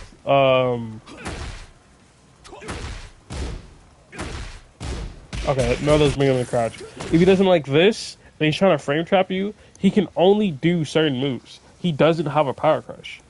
He does not have a power crush. In fact, I think if we just do a quick test, no, because it forces you crouch. You can't power crush from there. Yeah, I forgot. You have to be Nina. But like, the idea is that you just effectively kind of can just ignore everything. Your whole goal is just to play lockdown defense with him, so he doesn't get anything off, and then you just let him throw out launch punishable lows until you can catch his timing for one of those lows and blow him up for it. Because the damage you'll do will outweigh the damage he does if he spams this button. Because you gotta remember, it's only 17. He has to spam this over and over throughout a match. This gives you several opportunities, and if you were to launch him for the one I just did, you would kill him for it. You would effectively equal the damage he did to you plus extra. That's basically what I covered in that section. What I was covering in the EI student section was simply, hey, you don't actually have to care about, like, you can just ignore it. If he's doing this to enter it on your block, just fucking blow him up. You can jab him, you can disrespect him on reaction, you can sidewalk, literally all the options you want to sidewalk to. You know, if you're on the left screen, if you're like player 1, you want to sidewalk to the background, aka towards his right hand side. And if you're on player 1, you would still sidewalk towards his right hand side, but it would just be the foreground. Anyway, I've caught you up on basically all of the knowledge I've obtained so far. Can't believe my mic wasn't even fucking plugged in. That's actually ridiculous. And the only reason I found out is because like I moved and it fell off. That's fucking ridiculous. What I was doing again? Because that kind of like fucking pissed me off. I'm not gonna lie. What? Okay. We have EI3, which is this move, a power crush. This would be the only move that like stops you from disrespecting. Like this would be the only move where you know, that happens. But that's not really an issue because what you can do is, let's say you do something like, right. Let's do it again and make sure it's like frame tight. I need to make sure this perfectly aligns. There we go.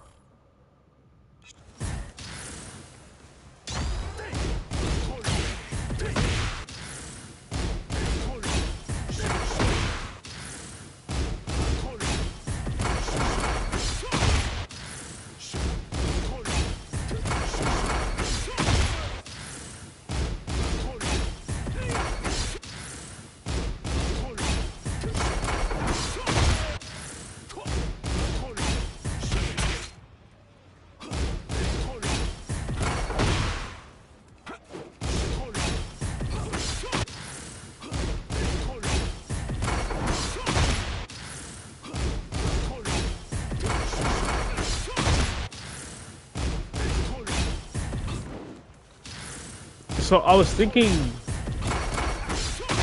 you could double jab to interrupt the offense of all the rest of the other moves, and then hold back because normally when you jab an armor move, it allows you to like to hold back and you're fine. But I was getting punished there for some reason. I have no fucking clue why. That's weird. That's really weird. That's not how any of the rest of the game works at all. But hey, so essentially, there's two paths we can go from here. There's the path of, hey, he's doing shit in stance, just gonna jab, right? Or there's the path of hop kick, down forward 2, right? And we need to go back and specifically look at what options can be down forward 2, so we like mentally know, oh, he's doing this in my block, just launch him for it. Don't even play, right? Don't even waste your time. Those are hypothetically the two paths, but I want to devise a third path. We are not playing against a fucking bot. It's gonna be another human. So after your sidewalking, after your down forward 2s, after you do like your down forward 1-1s, right? After you start doing that stuff, he's gonna go, all right, he's going to mash against when I do this. Let me just do power crush. Because we're not playing against complete idiots. They have a brain. They may not be good, but they have a brain. Alright? The correct answer is to start jabbing randomly. Just start interrupt +8, my turn. Right? That's like he just does the stance.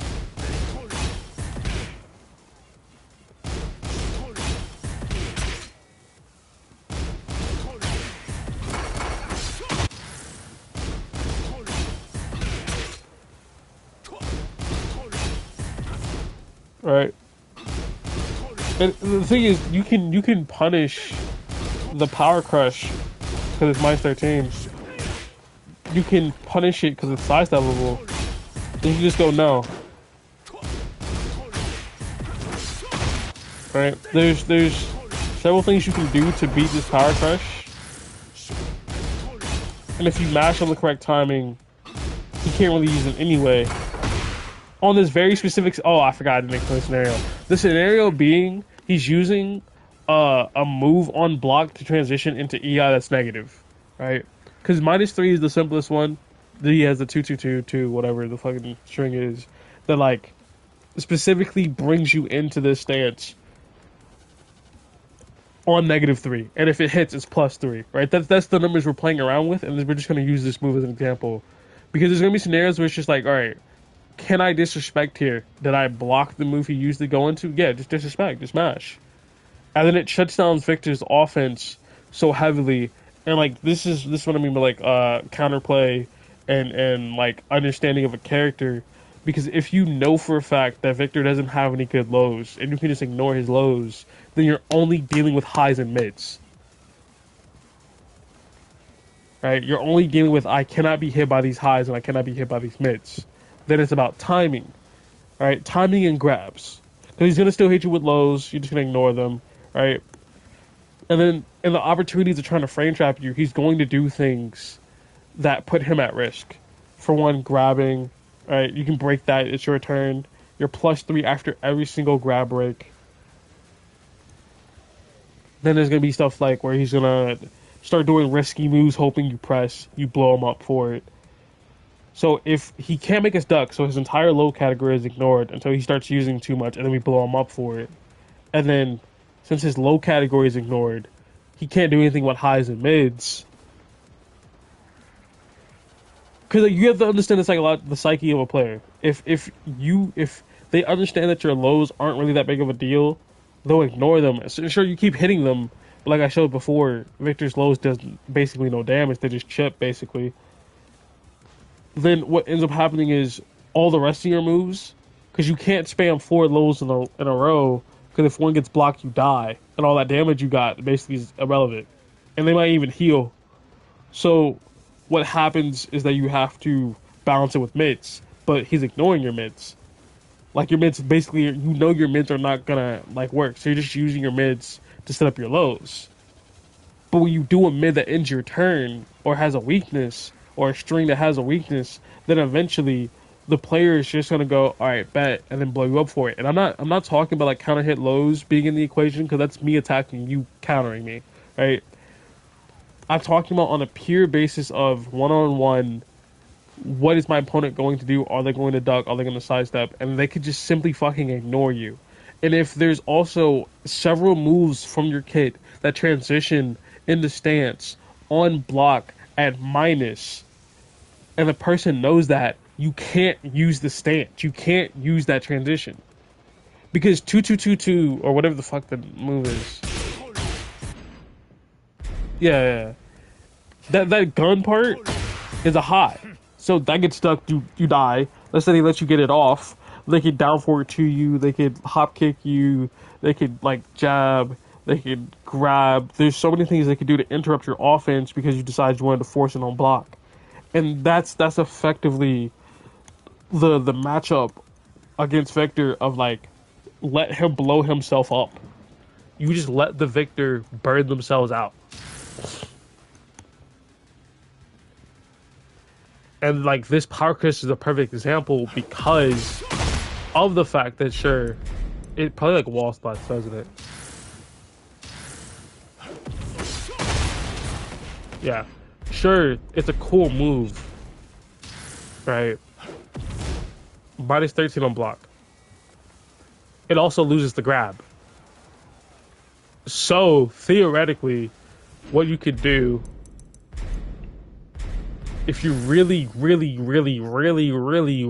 didn't want to guess, if you truthfully in your heart of hearts did not want to guess ever, except for like one move, which is launch punishable, you could just do grab as your punish. So we have sidestepping to the background, or aka towards his right, for the EI stance to ignore pretty much all the offense when he's at minus. When he's minus specifically, we have just jabbing, right? We have hop kicking, where you can launch him for it. We have right, stuff like that. Oh, that really broke it. That's interesting. Like, there's just, there's so much counterplay specifically for this stance that's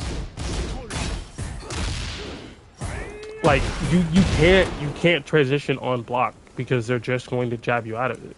They're never going to let you do anything. You actually cannot do anything, right? Like, you just lose. So if you truthfully never, ever wanted to deal with the mix-up on Victor when he does it on your block, or he does anything that transitions on your block at negative, you can just ignore him. You can just go no, and then continue your offense. And of course, to the Victor player, that has to be tilting, but then the Victor just has to stop doing things on your block and play a very slow, grindy game. And like, that's what it means about character identity and weakness. where this creates a situation where Victor's had all these cool moves, but now you have to play a mental game to get them off. You can't just simply do them and just instantly succeed. For example, with like, let me turn off Punisher just in case. With like EI2, a bad hat, not EI 1+2? Yeah. It's +3 on block. A bad habit I had was spamming this. Anyone who knows the matchup, who can go, oh, that's a high, would just duck and then launch me. Right? Or I do like one, because this feels incredibly safe, doing like the one option into, I don't know why there's anything else. Maybe because like they see it and they can go, oh, I can fuzzy it. Because there's like 22, 20, and it's not really fuzzyable, but like you get what I mean. Like there's interactions to be had there.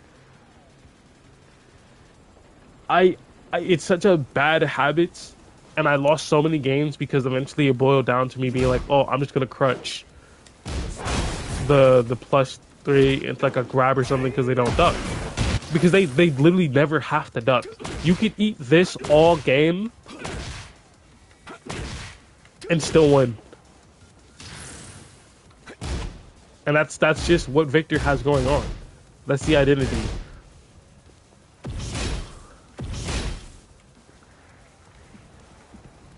Let's see. We have EI 4-2. What does that look like first? Ah, it's a low. It's a low that does what? 17 damage. And it's +3. And it returns you back to stance. So that means you can do this and do something like this. And like it's important for us to understand and remember that this returns us back into stance and it's +3, because +3 was what the 222 thing was gonna give us. So it basically resets the scenario where you have to guess again. Problem, you could probably just ignore it. You could probably just ignore it in the sense of like, you could probably still sidewalk at -3. Like most likely, like 80% chance you could sidewalk at -3. So you're gonna basically not really have much of a mix up, but again, we're gonna have to cover that later. So again, right, it's 18 frames at -3, it's like 20 something. You're getting launched for this. So like honestly, a good option. So like if we just go through all of the moves, right? We have 13 frame 1-1, but since it's -3, you can launch it if you mash. We have 1-2-2, right? That's launch punishable. You can launch it if he just does the move, but most importantly, it's still off the 1 button and you're -3, so launch punishable. There's 1+2, which 1 is launch punishable if he does it at -3, so you can just try to launch. So that's another option to select. And then if he just does the move, right? Because like you gotta think, there's this,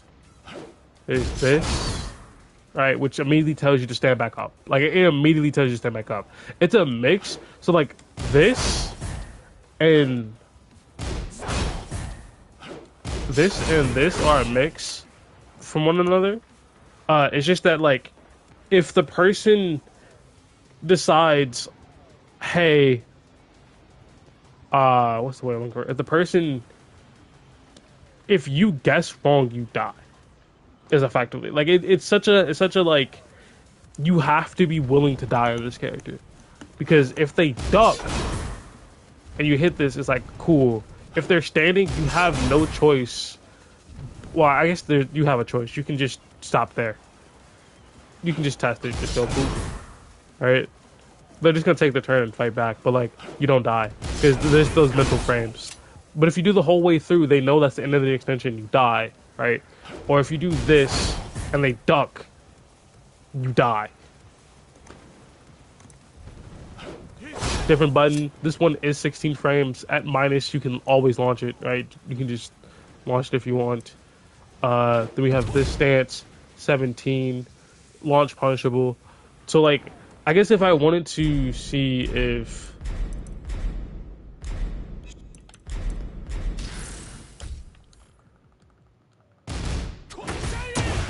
right, like the easiest way to just go through this and see is if I do this, launch, right? If I do this, launch. I mean, that's just the same button. You're just gonna get launched regardless. If we do the 2 version, launch. If we do the power crush, it stops the launch. Alright?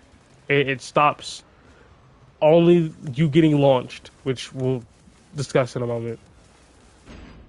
And then there's like the 4, which I'm pretty sure beats it. Nah, you just get launched from that was because the 4 is 18 frames. So effectively, all the fun options Victors would want to spam on your block like a bad Victor player would just get beaten by hop kick, like entirely. And then like if they're plus, you can't hop kick, but I think you can still jab interrupt most of it, which we're gonna find out eventually in a moment. So we're gonna turn off that particular punish. That's gonna be annoying as fuck. So with this one, it's low high, so you can just stay ducking. Alright. Doesn't do much damage. The question is it true?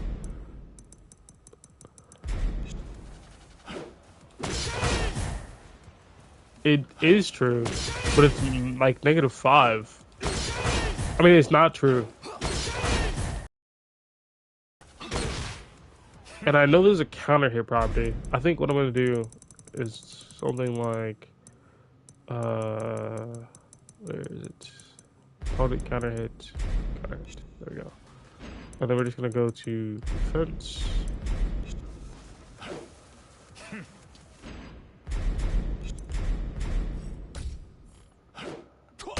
Alright.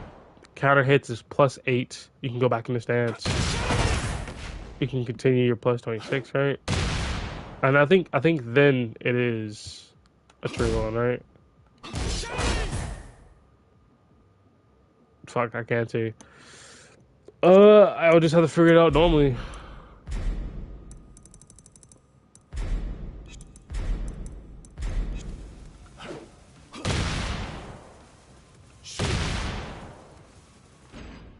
Yeah, it's stand blocking.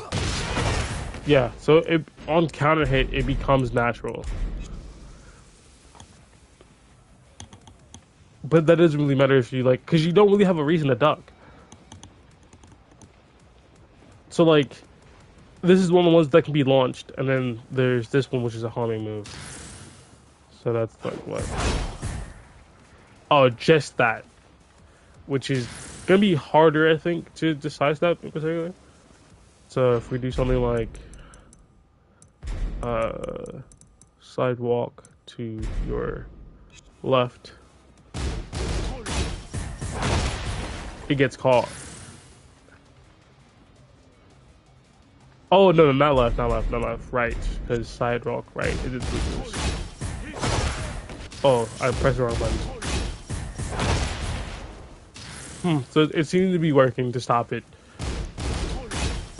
But again, it's 20 frames, which is already above 15, and then plus the 3, definitely launchable. So like,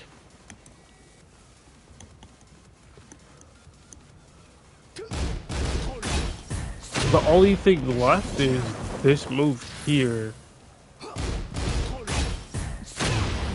18. Oh, because it's sidestepping, not punishing.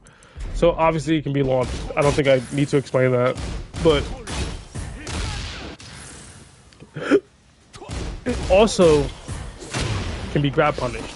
So like, grabs beat 90% of the stance, right? Launch, like 15 frame launchers beat 90% of the stance. Jabbing beats 90% of the stance when it's coming in on minus. Something as little as -3 makes it entirely like unusable. And this is a homing move, so I'm not gonna try to step it in particular. I think like a sidewalk duck still works, maybe. I'll just have the bot do it. We'll just have the bot do that move in particular. So it's what? This. Alright.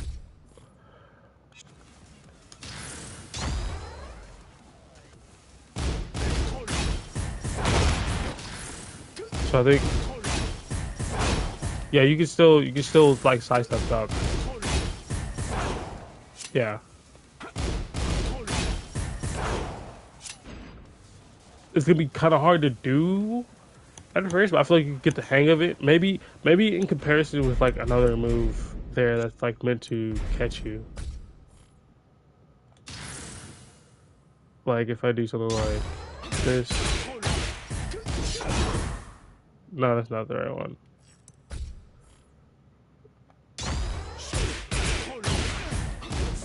Something like that. That's not at all what I meant to do.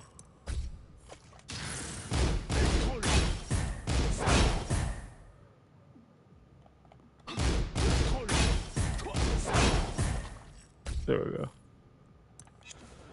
So if I'm trying to sidestep both of these moves,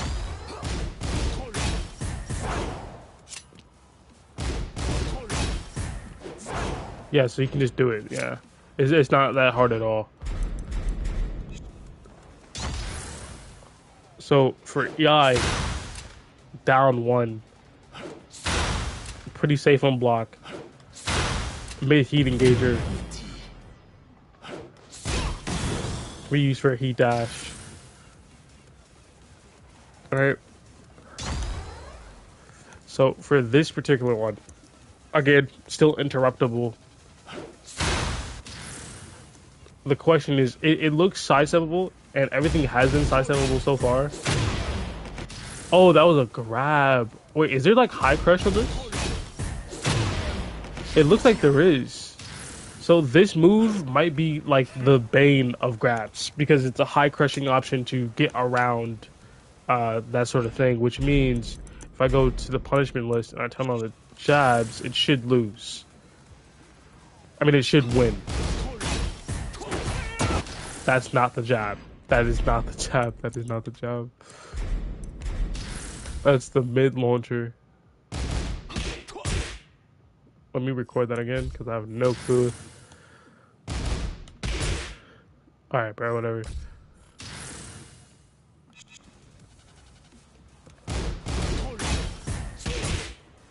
So it definitely loses to...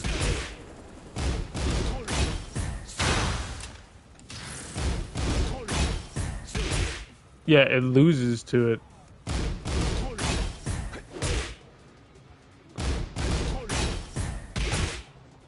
Yeah, alright.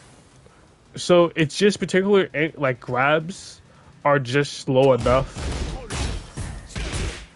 that it's able to high crush it. I guess we can prove that by something like doing Victor's Power Crush High that's safe on block for some fuck ass reason.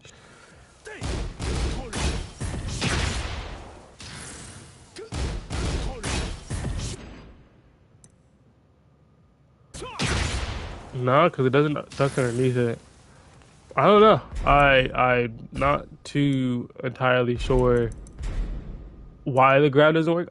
If I had to make a guess, I'd say it's because it dips down, because it like high crushes, but it's not high crushing the power crush. Maybe I need to delay it more. It's not high crushing the jabs, just the grab, which is kind of weird. Maybe I didn't do it fast enough in my example. Oh well. Anyway, more important question is, can you sidestep to his right, aka Victor's right? The side walking portions is so hard for me to, because if I'm sidewalking, yeah, so he has to sidewalking into his right, so he has to go to his left, yeah. No, into his right. How am I so bad at this? I have to sidewalk into his right. He has to sidewalk into my right. right? No, he has to sidewalk to my left, right? Am I sweet here? Hold on. No, I'm looking at it wrong. So like, I had to step. Well, first move, I had to step into his like right hand like dagger. Even though I know he has two black daggers, but like the curved one that looks kind of weird. You have to walk into that side. So I have to have him walk into the other side. So yeah, you can sidewalk it just as fine as any other move.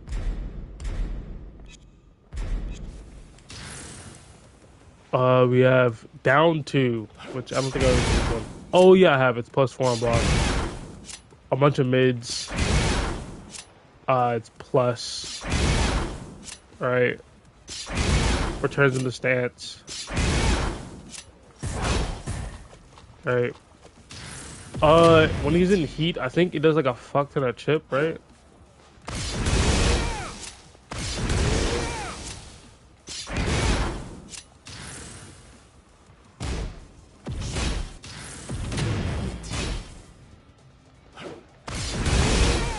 +8 on block.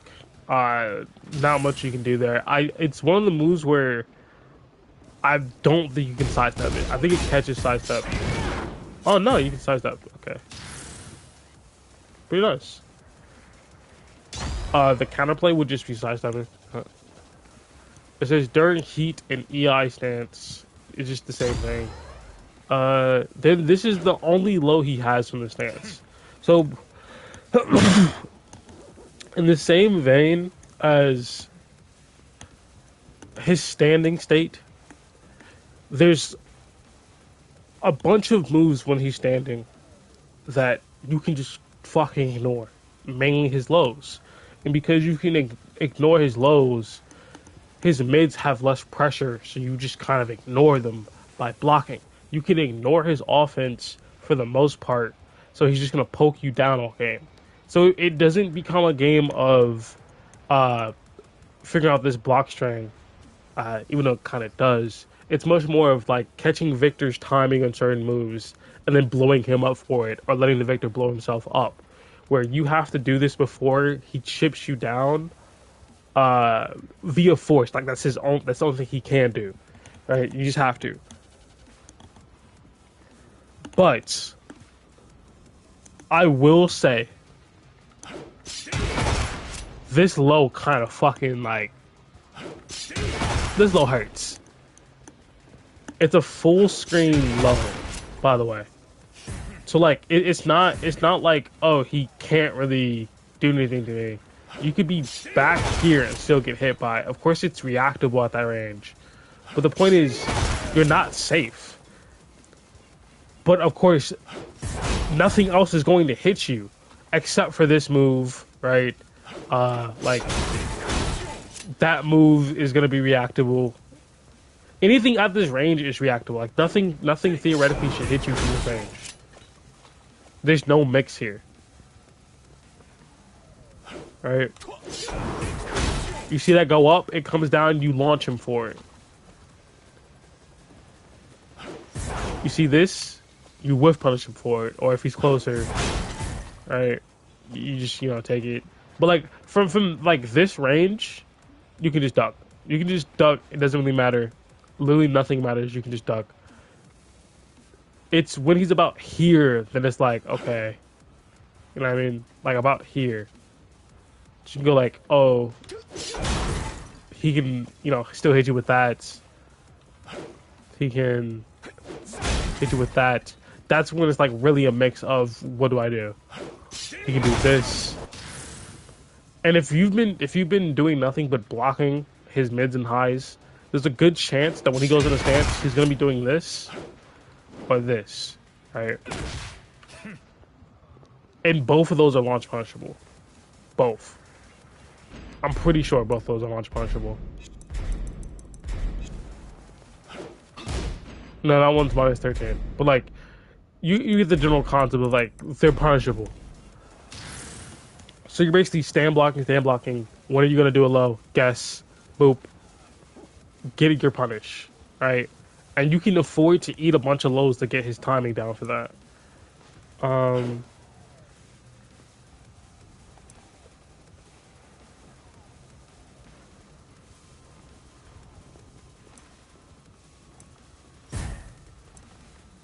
Yeah, so that's pretty much that. Now we have to do pretty much the opposite, where we go through the entire stance with +3.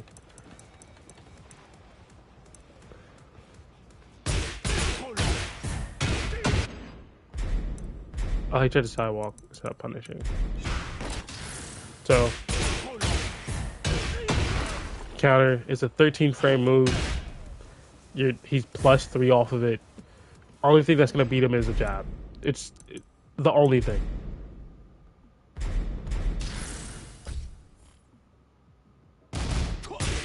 That's 12. I need to re-record that because that's not fast enough. That's 10.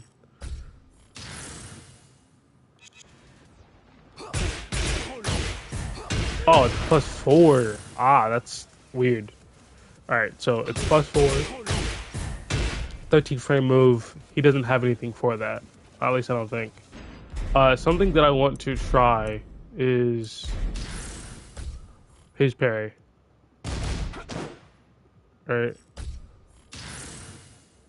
Can he parry his way out of being hit? No. Interesting.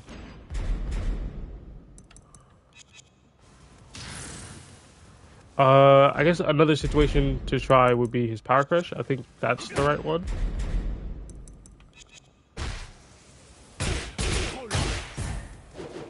Nope.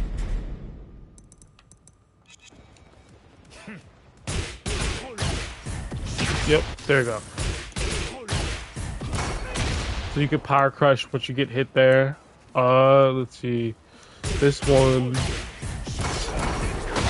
All the three. Wait a minute. All the three options lose except this one. This is such a hard call out. That is such a hard call out. Because if they do anything except block, if they do anything except block, they get blown up. Even like power crush. But if they block because they just got hit with a move in the stance, then you die.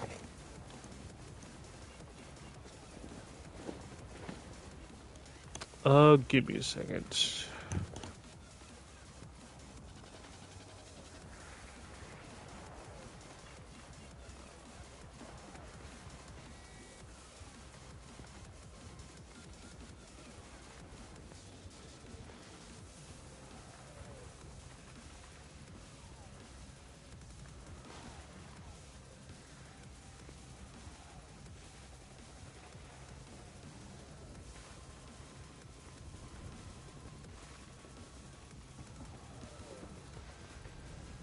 So I'm trying to think. What's the math here?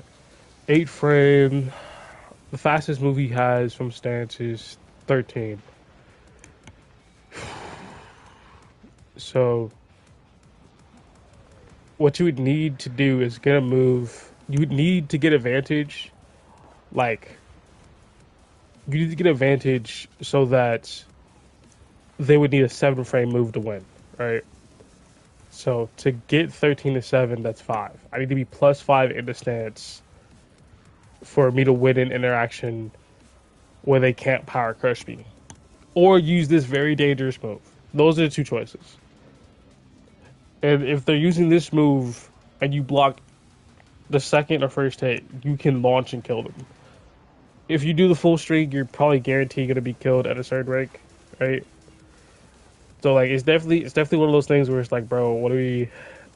I'm surprised that it works through Power Crush, but it would have to be like the hardest read that you could possibly do.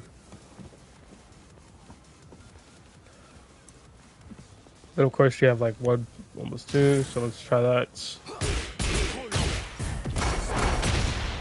Gets punished. All right. We have EI2. You can power crush through. Try EI3. Gets power crush through. EI4 counters it because it's a low. Yeah, 1+2 loses. EI down 1 loses. So like you just don't have enough plus frames in order to win. So like you have to do a low in the scenario. You have to. There's just no choice. There's no conversation about it. If you want to win this situation, you have to do the low. Like it's a power crush. And that's not really what we're here to test. What we're effectively here to test is if you're +4, you can stop someone jabbing with the 1-1 string. But then again, can they sidestep? And that's truthfully the most important part because that makes or breaks all of this. Where if we have a sidestep to the left, right, no left, sidewalk left.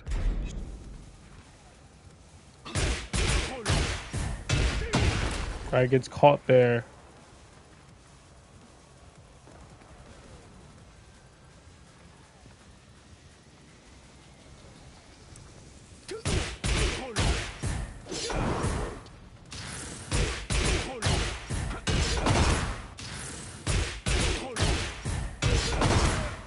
Right, gets caught there.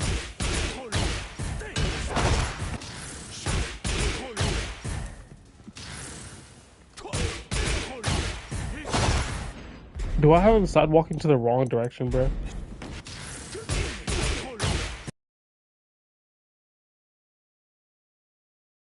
Yeah.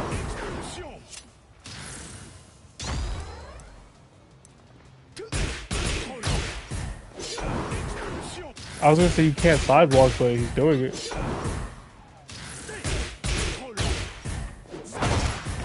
That one, you have the sidewalk dunk anyway. What about this one? I guess that's what I was doing. So he's sidewalking to the left. I don't. Which way do I sidewalk? I sidewalk this direction.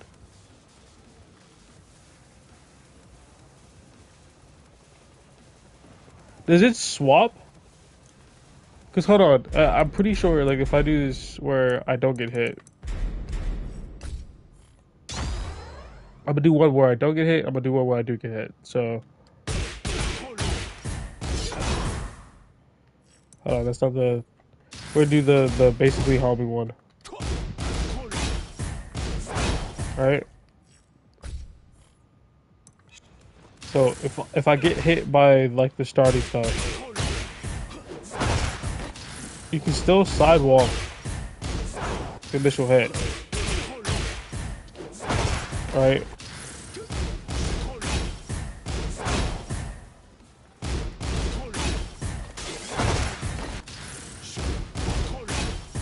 What hand is that?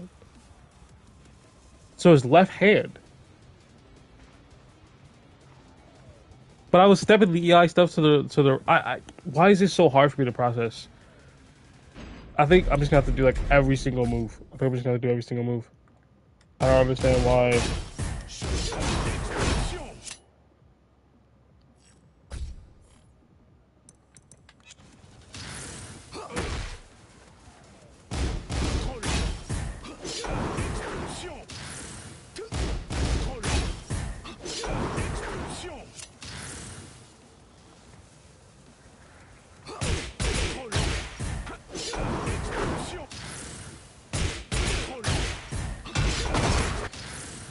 So you can't step towards. You can't step towards like the curved dagger. You can't. Like this hook blade, you can't step towards it. If whether you're hit or not. Like I don't. I guess if you block it, then you're cooler. But like, if you're hit, you get caught. Right.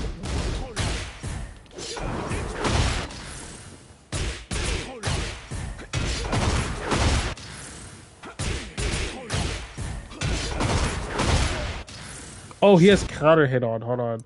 Does that change as well? Where like if it's a counter hit? Oh, that's gonna be such a pain to keep track of. I'm not gonna lie.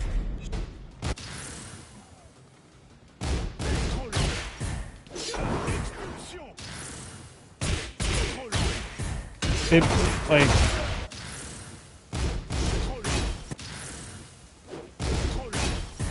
so he has to step right,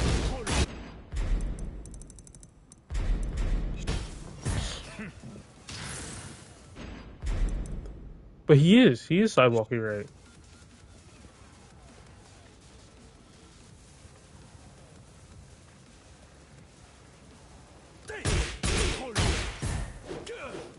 Okay.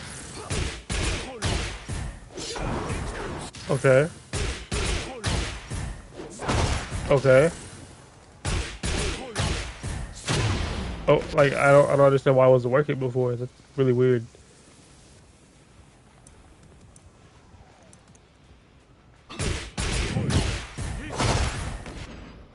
So he's +4, so that's a 12 frame. You can jab him out of that. You just can't jab him out of anything else.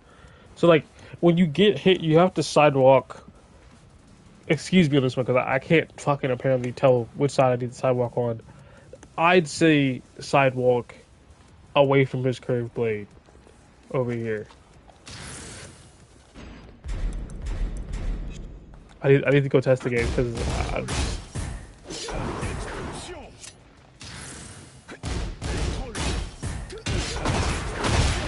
yeah, like sidewalk into his straight blade, right?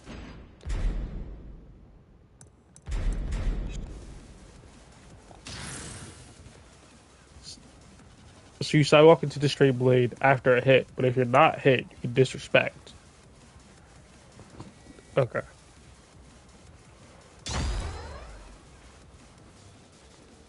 I think that's all we need because everything else is so slow. I guess we need to look at is like, yeah, you're not interrupting a power crush at that late because he's +4, so 4 frame head start onto a power crush, 4 frames to go. You're not interrupting that. Um,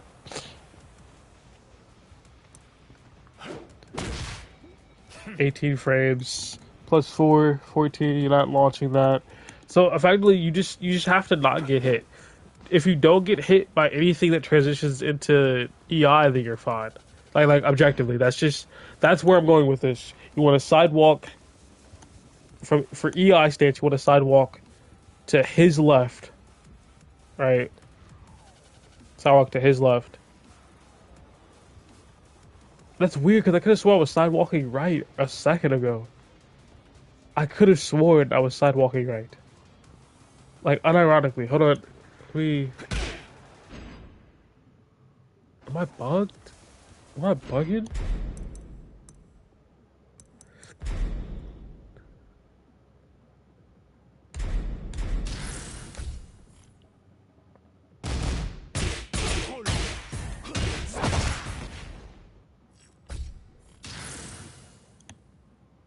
I feel like I'm bugging, bro. I feel like I'm bugging like bad. So you can sidewalk in that direction.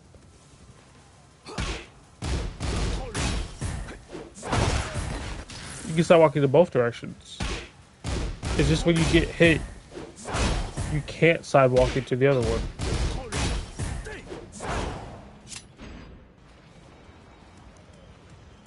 Cool. What the fuck ever. I'd recommend because there's certain moves that track to a certain side. Just this sidewalk left against sidewalk to his his left, right? Whatever that is.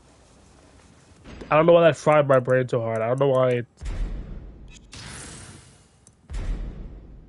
Maybe if I like lined them all up and tried to like sidestep them all, that'd be better. But like they're all weak to sidesteps, uh, except for like the homing move, which then you just do sidestep duck.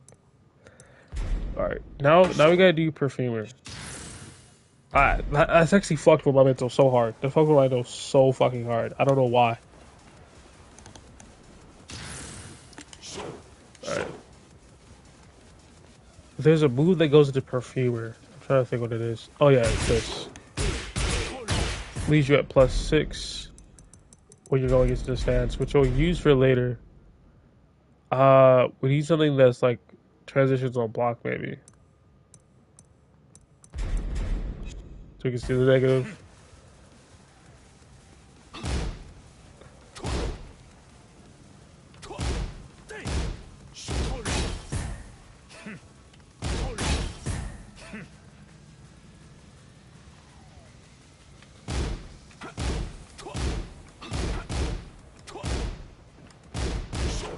There we go. -5. So down back 1-1, hold forward, you go to Perfumer at -5. And then if you were to hit that, you would go into Perfumer at +4, which is pretty healthy. And then of course there's full crouch 1+2 forward, which is at +6. So those are gonna be the two moves we test. A +6 run through, a +4 run through, and of course a -5 run through. We have Perfumer 1, which is a low. Alright. And something you noticed there was on counter hit for some fucking reason.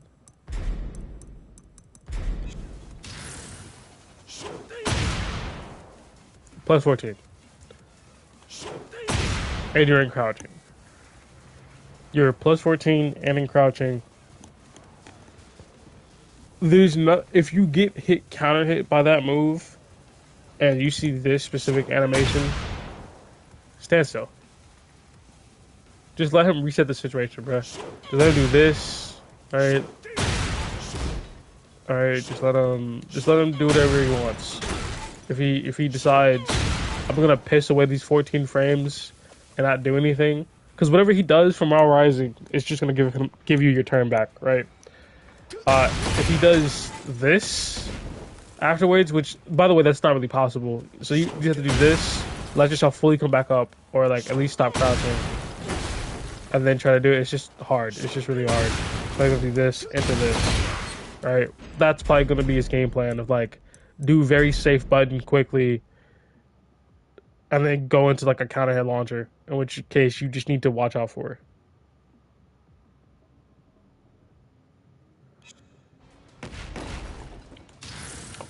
This move is 19 frames. So obviously at -5 you can launch. There's no question about that. Alright. Oh, hold on. I want to see something. If we turn counter hits back on, because it said +14, and you can guarantee moves based on like the number like that. So if I do Perfumer 1, no, it doesn't seem to work. Nah, none of that works. None of it's guaranteed. Cool. Alright. So you're +4 on hit for hitting this into crouch. And what that means is we've been in scenarios where we have someone be +4, down back 4. It's the same scenario with all of the moves. All of them. You sidewalk right? Or is it left?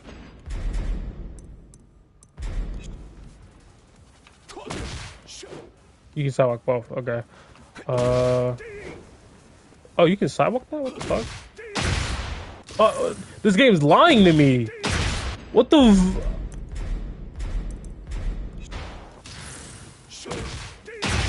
Yeah, you can't, bro. This is what? Why? Why would it let me sidewalk there? What interaction did I miss? All right. Of course, Mile Rising 1, you dick jab. All right. Mile Rising 2, sidestep. Mile Rising 3, 2, you can sidestep. All right. Mile Rising 4, I don't think it lets you sidestep. But it's the same scenario, right? So whenever you get hit by this move, there's two decisions you have to make instantly. Like instantaneously, you have to make the decision. Decision 1 is a simple sidestep. Right, as soon as you go like, oh, I got here, this is sidestep. Just sidestep. Decision 2 is stand, block, and watch out for grass, because this into this annoying as fuck. Because remember, Perfumer is a forward advancing stance, so he can, from a pretty decent distance away, do this, and now he's +4 in your face, while uncrouched, with a safe counter hit launcher. Right. There's Perfumer 2-2-1 that has a transition to EI if you only do 2-2. Transitions at -4. Right. So if you ever see a Victor doing something like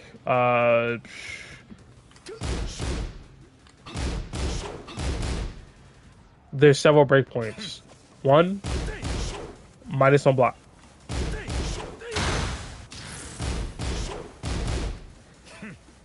And since that's -1 block and it's a 12 frame starter, 5 + 12, 17. You can launch. This on block, launch.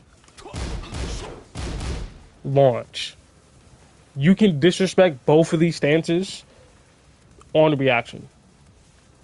Okay, reaction may be, like, for the EI stance, reaction may be tough because, like, the other move makes sense. Like, he's been transitioning off of this. He transitions, launch. Right? You can press the launch button. If he doesn't transition, he's safe on block, of course. Alright, so that's like when you're facing like a good Victor trying to bait you. But if he's been doing this repeatedly, like flowcharting it, you can launch him. If he does it into this on flowchart, you can just launch him, just like mash the launch button, you'll get it. Better yet, you can sidestep all of those options. So you can do this, you can sidestep, right? Unless you do just like a homing move afterwards. But like the point is you can like sidestep launch. You can do sidestep that and launch him, right? You can power crush through all of it because he literally won't be able to do anything. So on reaction of this, power crush. If you're Victor, you can just do a safe power crush.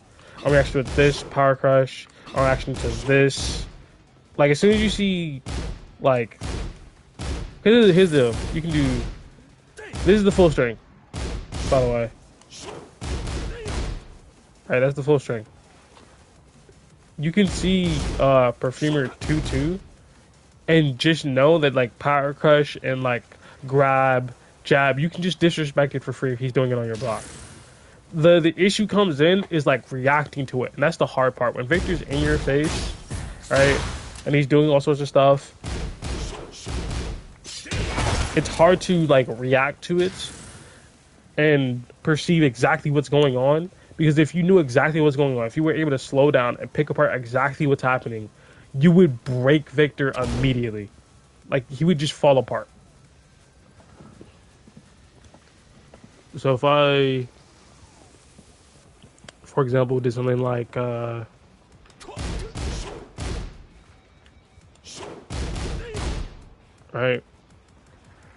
-1 on block, what does it do on hit? Because that's another important thing, where it's like, what do these moves do on hit? That's the wall. He's +12 in the neutral at range. Do not fucking press. Do not press. He's +12 in the neutral at range and it resets the distance and it's a wall splat. Don't press. And the question is, if it's a counter hit, does it like guarantee the move?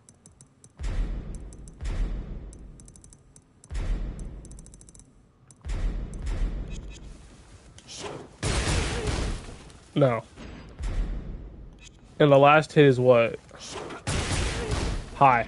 So here's the deal. What can happen to you if you're a Victor player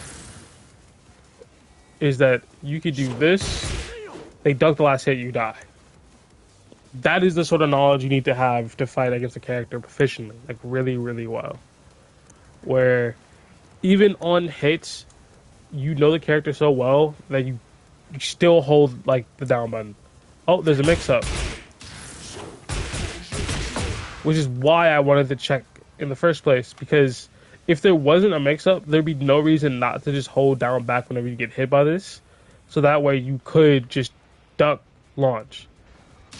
But of course, in the first place, let's see, we're gonna make it block, and then we're gonna make him sidewalk to the right. Right, beats that because it's on negative.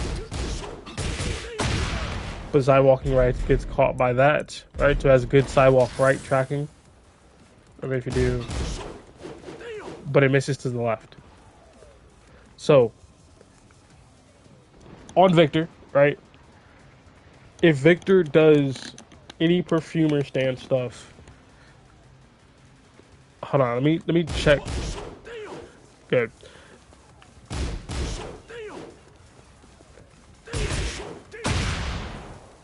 Yeah, if he's +6, you're fucked. Alright.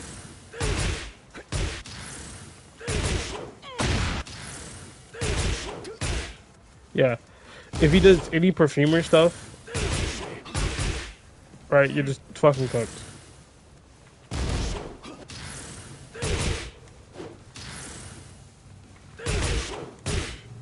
Why is he not doing the combo?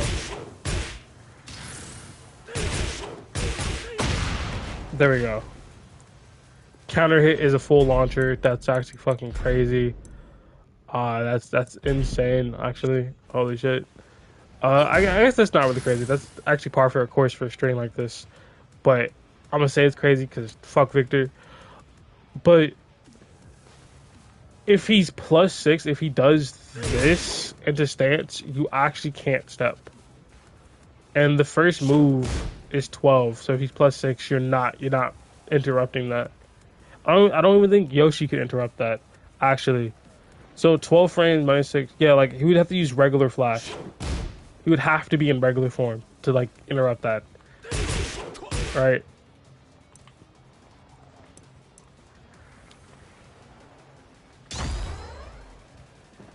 So yeah, the on-block situation is rough. +4, 12. Yoshi can interrupt that too.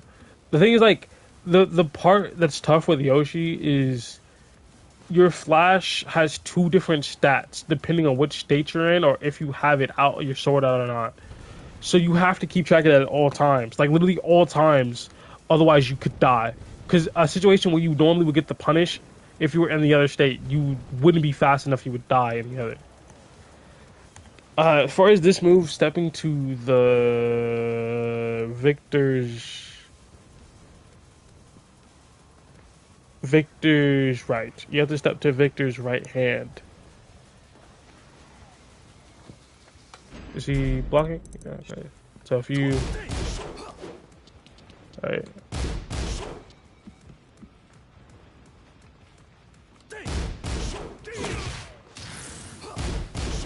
I guess he can just like not do anything. Or, oh no, that's Perfumer 4. Never mind.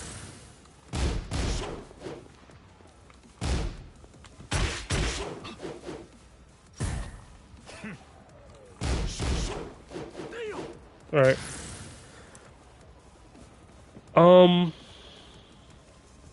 This is just the same thing.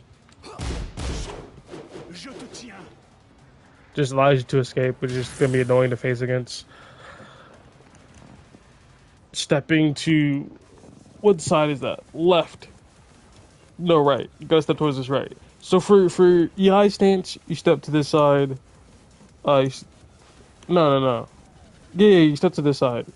You gotta step towards... Yeah, you step to... Hold on. For EI stance, right?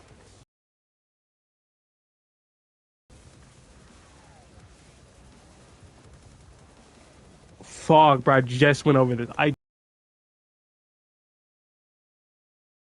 I stepped to the foreground, so that's Victor's...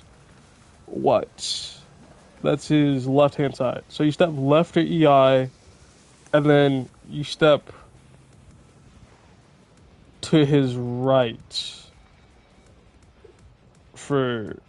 I'm writing this shit down, bro. I'm having like a mental blank moment.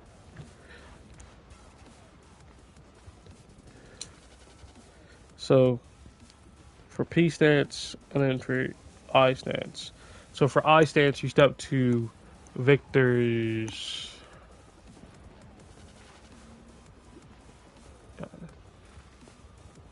You step to his left, and then for P stance,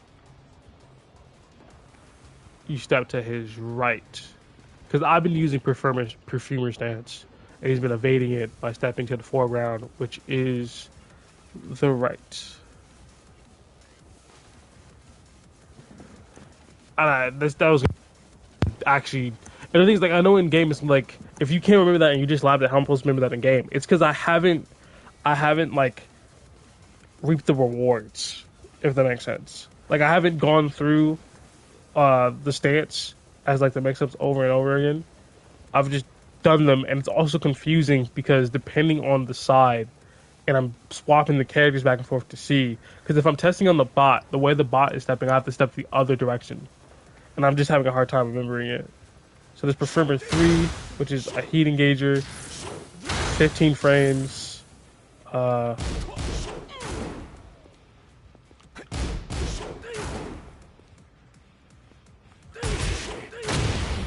Yeah, you cannot step when you're that negative.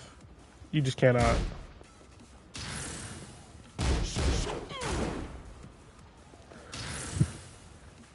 Alright. So, this heat engager, 15 frames. Negative, of course, you can launch. You can step it to the left. Something tells me at this negative, I feel like at this range of negative, you could step both sides because it's just so negative. But like, there's that one move. Hold on.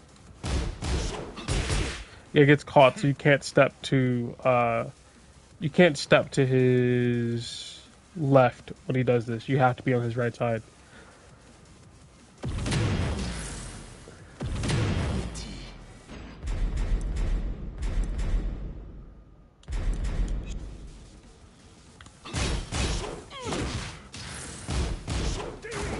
Okay, and then we have Perfumer 4, plus 13 on hit, homing move, but it's a high. So, if I had to test this out, the things that I would test for is like... That's not what I wanted to do. It's so fucking stupid. Okay. I would test for whether or not you can sidestep to a certain direction. Obviously, like I have. For some reason I can't. It's so fucking awkward. Alright. And then this one can be.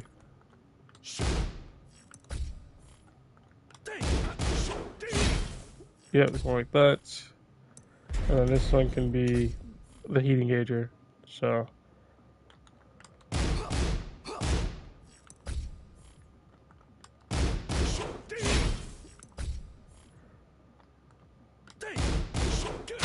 There we go. Oh, bro, that was gonna be a pain. So you can try to do a sidestep dodge.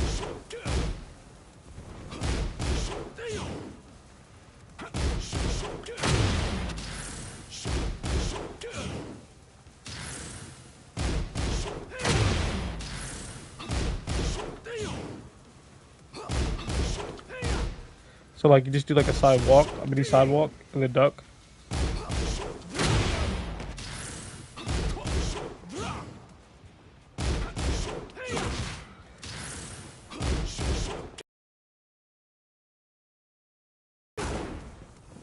Like that's what you're looking for. You're looking for the massive whiff, while also ducking. Right? Because you wouldn't account for that homing move. That's what I'm trying to do. That's the option select. You can do step to his left.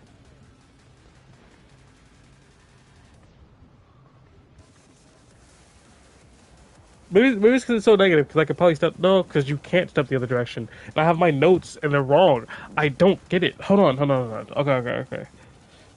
So for this perfumer, I'm stepping to Victor's. I'm stepping to his left.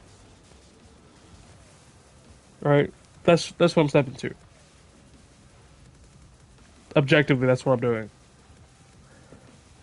And if I do it to him on the other mode, he's gonna be stepping to my left. Right? Yeah. Yeah. So with EI stance,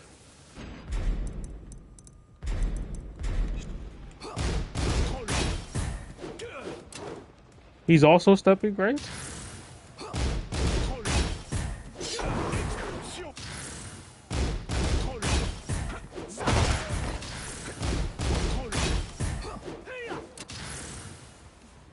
He's also stepping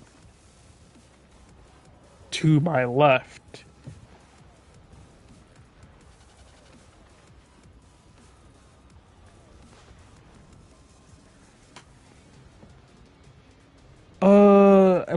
Am I tweeting him, bro? What? He's stepping to Victor's left. So if he were to do the string,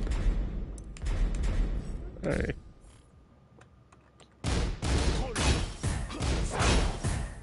right.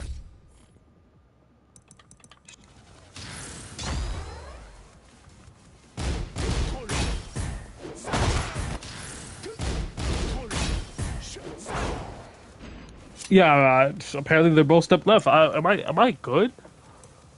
Am I okay?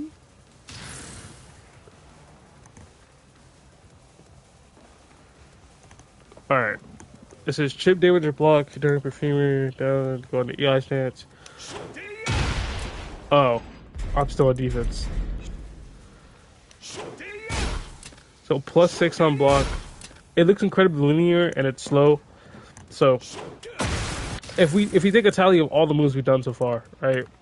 We have 19 frame, 12 frame, 15 frame, 18 frame, 25 frame. There's only been one move that we couldn't launch punish for being negative in the transition, right? Only one.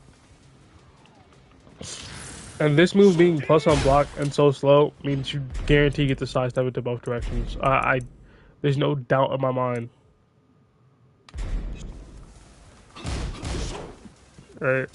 So if I do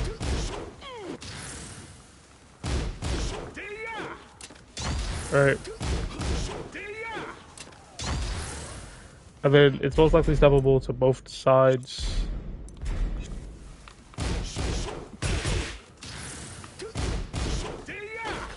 Yep. What about if I'm plus? Yep. And then the other side.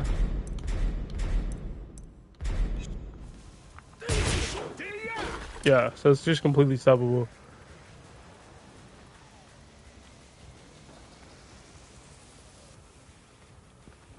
This is gonna be one of those moves where he's doing to like just pressure on block and forces crouch. Alright. And in that scenario where forces crouch, he's still standing, so like there's more moves he can do with better tracking. Good luck. I don't ask me. I'd say just try to sidestep the stance to begin with. Then there's perfumer 3+4, which just goes in the stance. So, I mean, he effectively has access to like full screen attack. Right. I'm trying to think of really anything else to help with this, but I guess the real make or break is like when you get hits, or like he's plus off of a transition.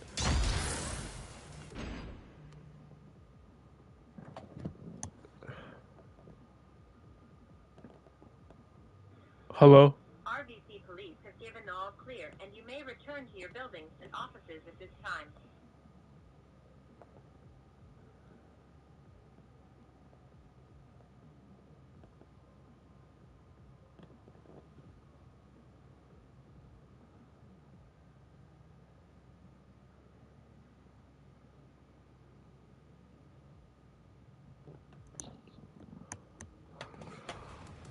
I might take a break. Come back. So far we've done all of perfuming. Nothing too crazy so far. Just about this like sidewalking. It's not technically it's slow enough to jab if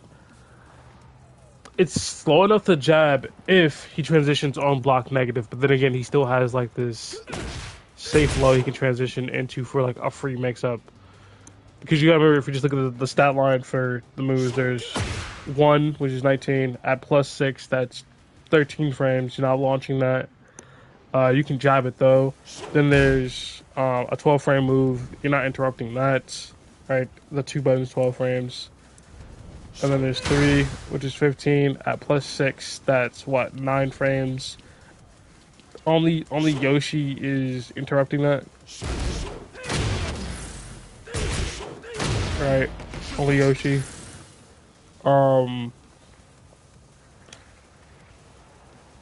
Actually, at 9 frames, so like if it's what 15 plus at 6, that's 9.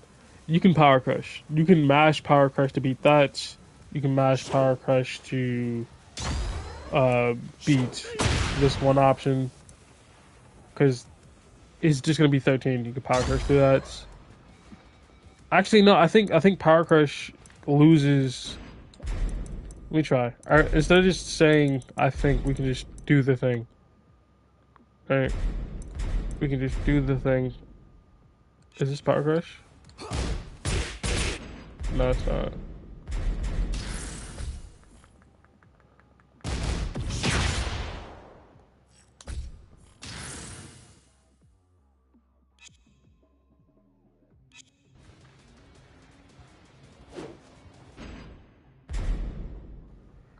Alright, I'm trying to think of what to do next. So, there we go.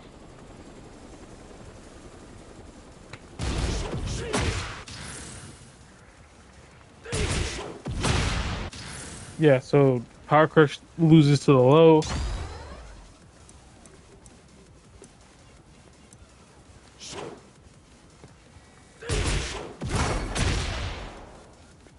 Let me see if I can do that faster. Yeah. It beats the 3 option.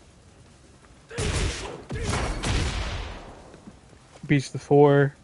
And then the 4 is like what? 18? Alright.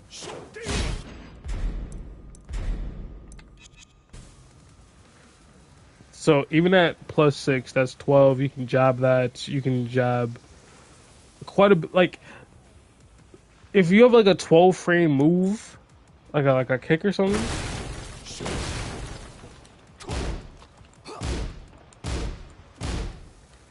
That'd be great.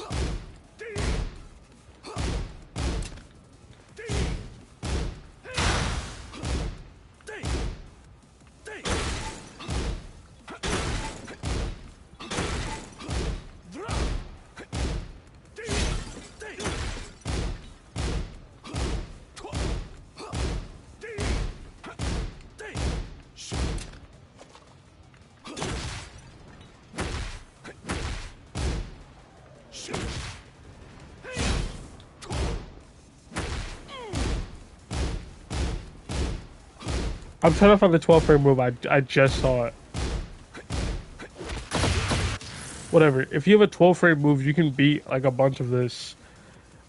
Except like you need like a 12 frame mid. That's what I'm looking for. I need like a 12 frame mid.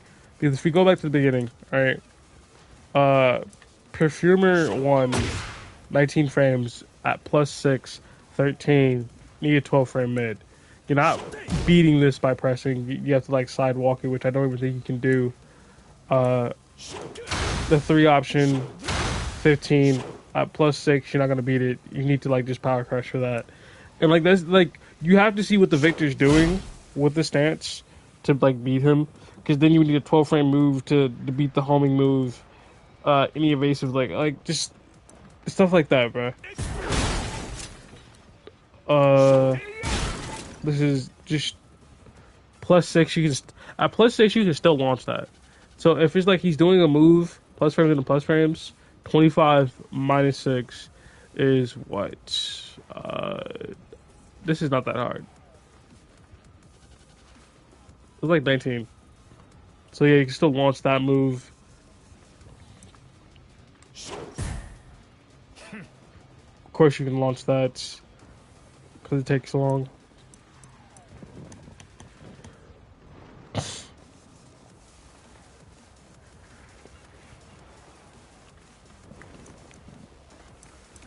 Well, that's pretty much all the stances. Just trying to think. What else is really annoying about this character?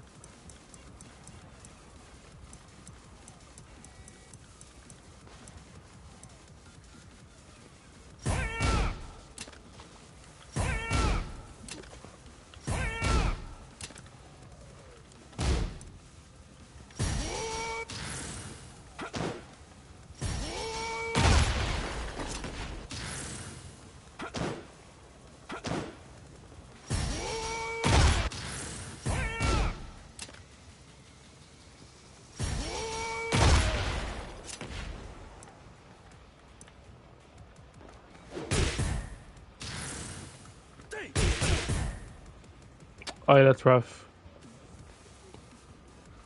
+4 into fucking +4 into EI is rough. I'm not gonna hold you. I'm not gonna hold you. That's rough. I actually want to look at this for a second. So EI 1, 13. You're not interrupting that because that's 9. Unless you're like Yoshi or some shit. That's probably not gonna work because of the distance. 2 is 16 frames at +4, 12. You can jab that. 3 is 17, but it's a power crush, so I guess you could jab that. Could you?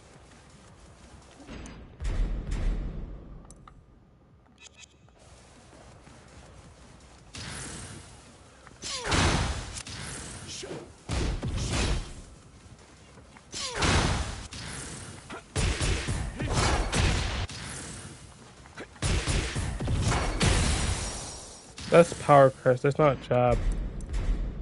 I kind of lost like. Oh no, I'm not gonna. I kind of lost the plot.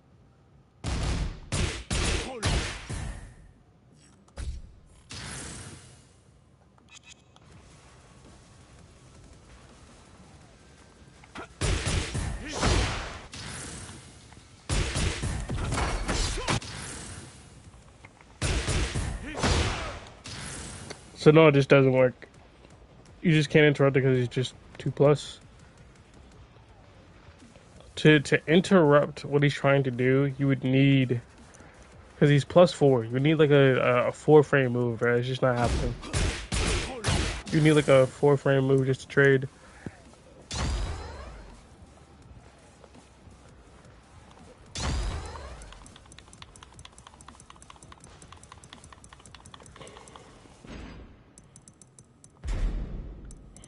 And I guess everything else is just like knowledge checks as far as like, hey, have you seen this string enough to defend it?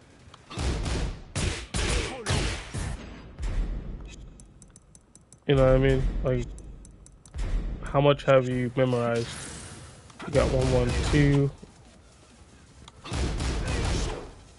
Shift the perfumer at -8. We've covered -4 and 5. Well, we covered -5, so you know what to do.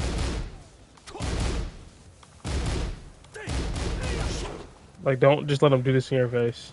It's not safe at all. Like, I'm pretty sure that you can't even block fast enough after doing it.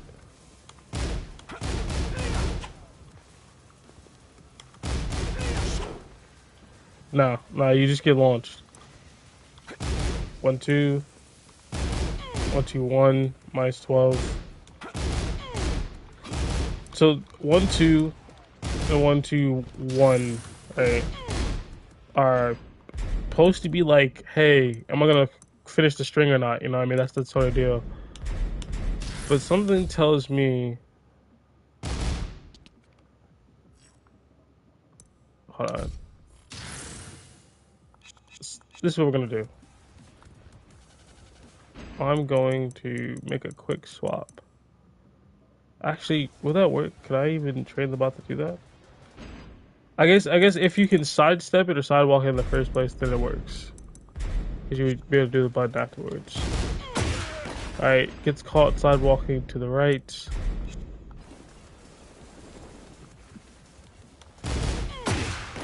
Gets caught sidewalking to the left. But what about a step?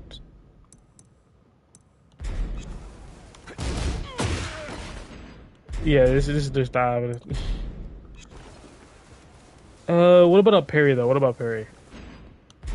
I feel like finding out which strings are parryable is very important.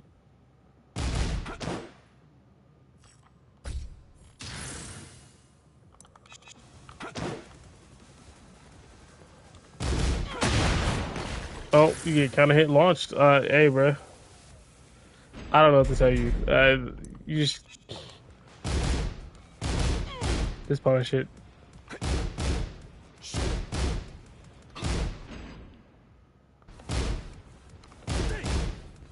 Can he not be hit by this? Okay.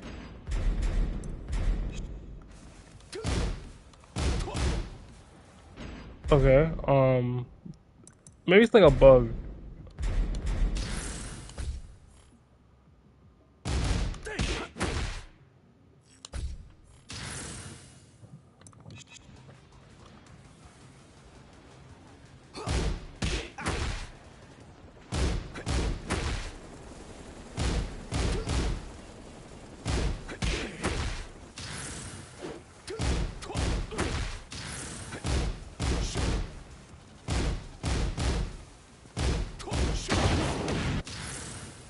Okay.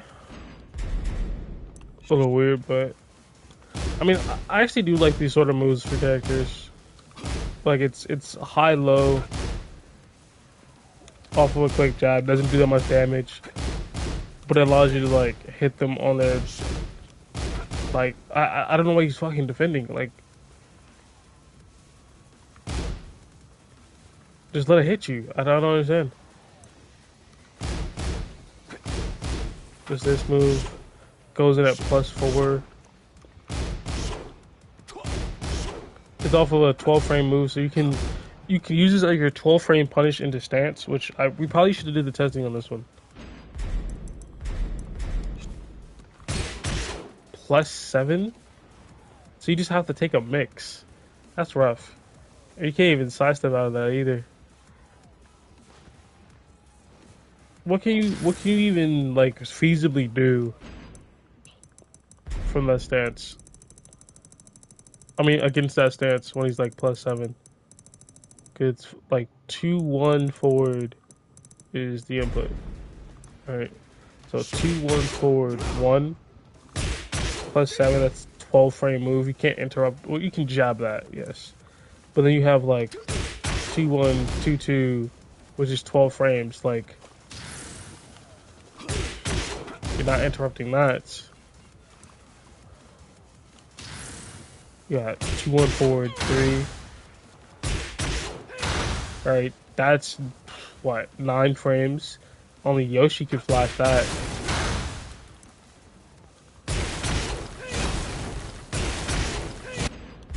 In fact, what I want to see is this is probably the time for the parries. The issue with that in particular is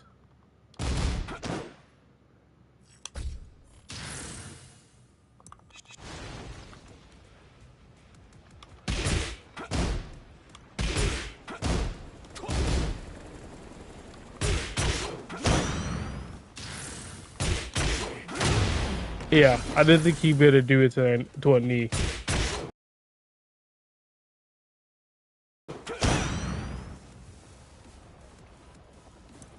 He can do it to the roundhouse kick. What else can he do it to?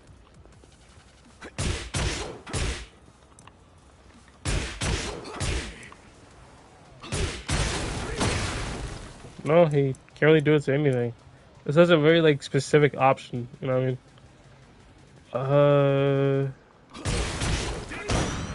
He can parry that.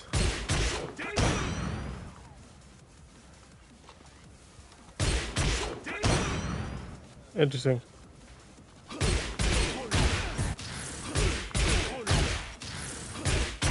Oh yeah, this move can go into EI. I just realized.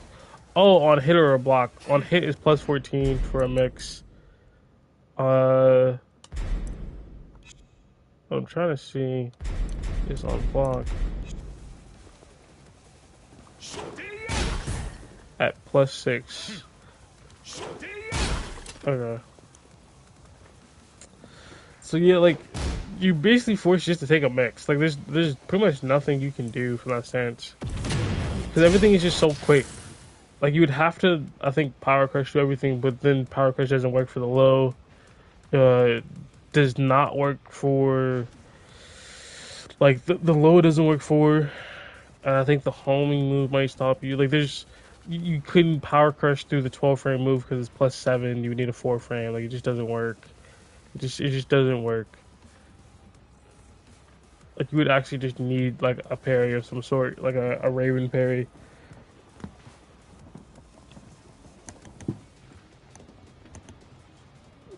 So like yeah, it's just rough. It's just rough in general. There's just nothing you can do there. You honestly just have to guess, and the honest response would be like, okay. There's only like what one low from that stance, and it's not even that bad. It just leaves them plus, and then in a Raw Rising states, you have to eat that, then eat the Raw Rising, which there's no lows, so you just stand block, right? He just gives up his turn.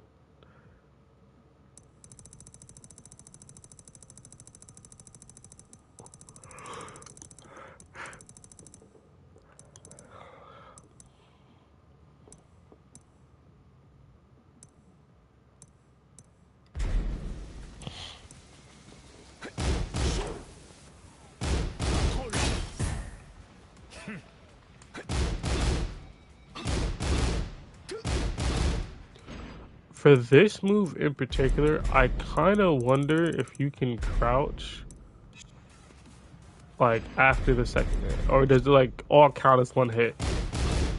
Yeah, it all counts, so it jails you.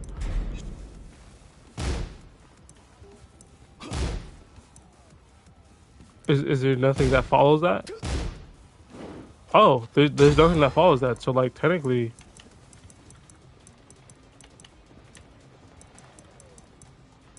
yo, bro, is there nothing else? There's nothing else. So you could just, if you see this, you can just go, oh, he's gonna do that. You know what I mean? Kind of cool. All right, we got 4. Oh, okay. There's the mix. It wasn't the same button, but it's basically the same animation. This leg, you have to react. Right? Oh, bro. High, mid too.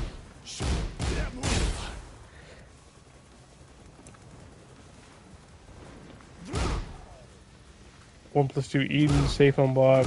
I wonder if this wall splats. No, it doesn't. It probably has like counter hit properties. Can we turn on counter hit back on for the bot? So I don't have to have mine on.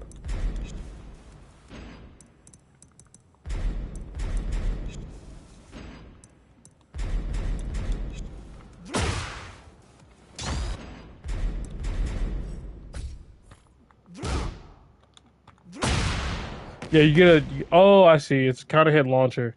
It's a safe on block mid that counter hit launches. Got it.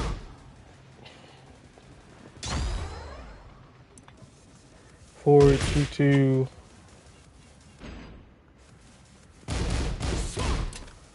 That's launch punishable.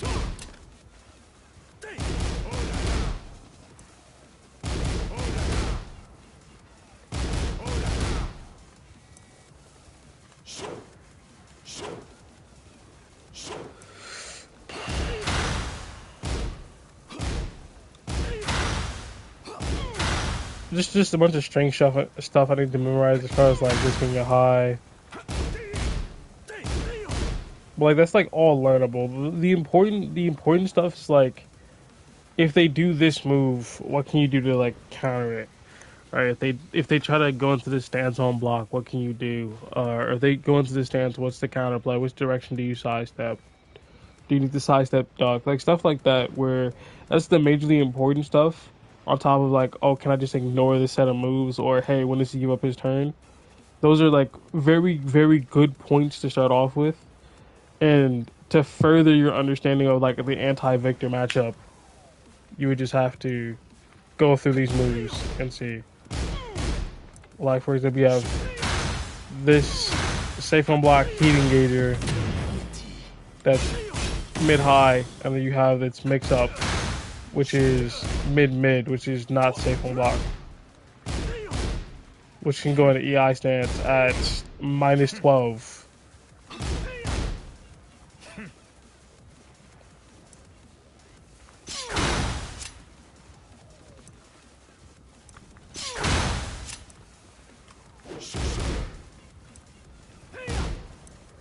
It's down 4-2 -14.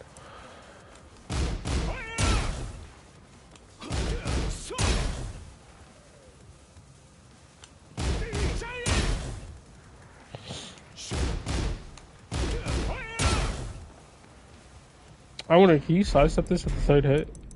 Side walk right.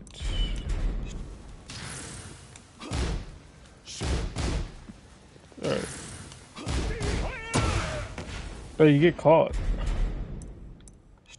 What if it's a side step instead of a side? You know what I mean? Nope.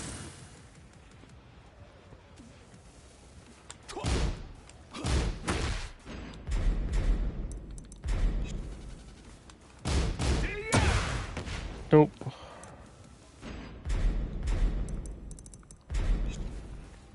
Down forward 4-2.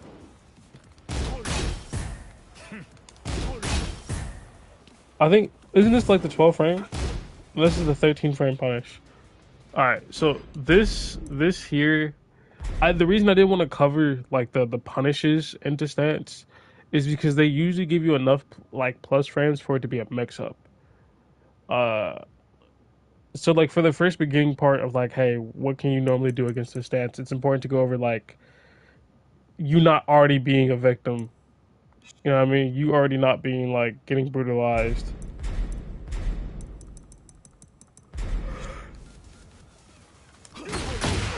You're plus 12 into EI. That's so bad. That's just a mix. You can't sidestep during that. You just have to like react. You have to react to what they're doing. 14 frame. Down forward. Okay. Question is it safe on block? Which I think we both know the answer. No, it's launch punishable. Interesting. How's the range? It's about 2-ish, around the 2 area. Yeah, the range isn't really that good. Because, like, back here, it was.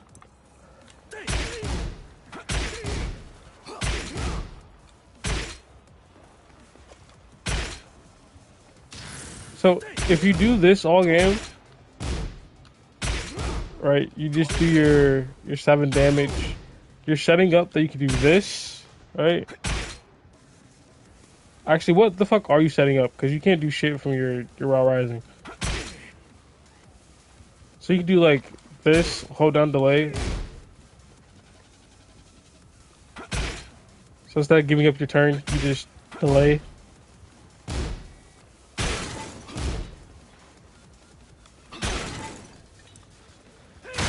We got down 2, which is 0 on block and a heat engager.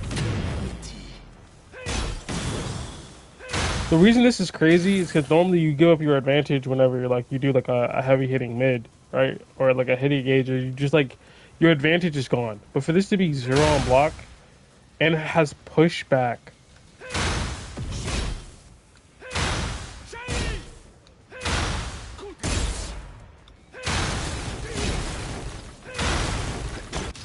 You know what I mean? Like, this is free pushback into evasive low. You know what I mean? Just a regular low. Another regular low. On counter hit, that's a launcher.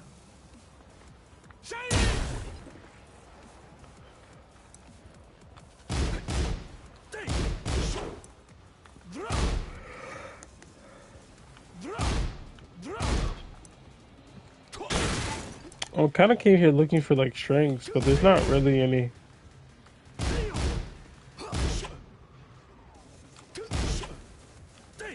Oh, it's 14. Okay, so what about it on hit? +2? You could probably disrespect that. Probably.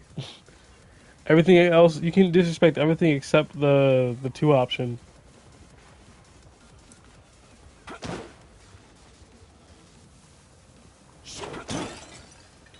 Oh, it's +5 on block from Perfumer? Or is that because it's at the wall? No, it's... Oh, it's just +5 in general. You can... Oh wait, that's because it's hitting. I'm still lost. It's -6.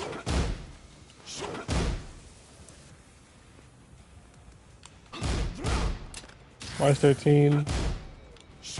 This is gonna be one of those moves where it's like, can you sidestep this? And the move is identifiable enough that just maybe, right?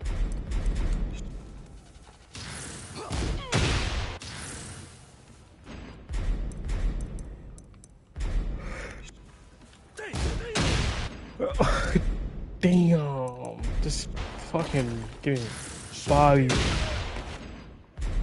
Maybe you cannot. Maybe not.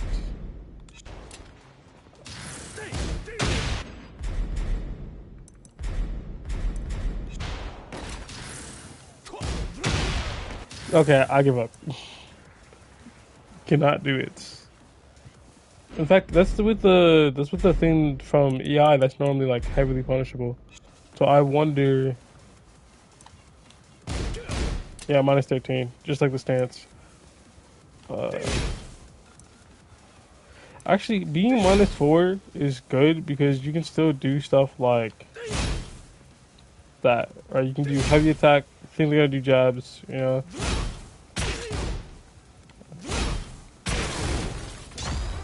Or you can do something like back 4 into 1+2. You know what I mean?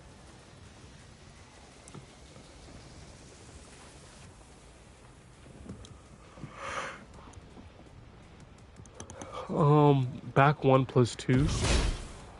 -9, save high power crush.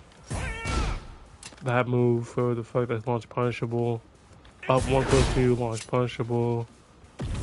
But in heat, it becomes safe with like pushback.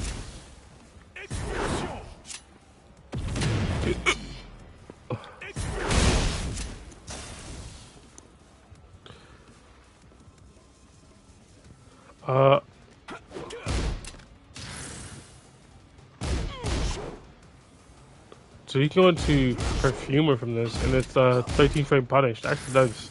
So you go to Perfumer. You can go into EI. Alright.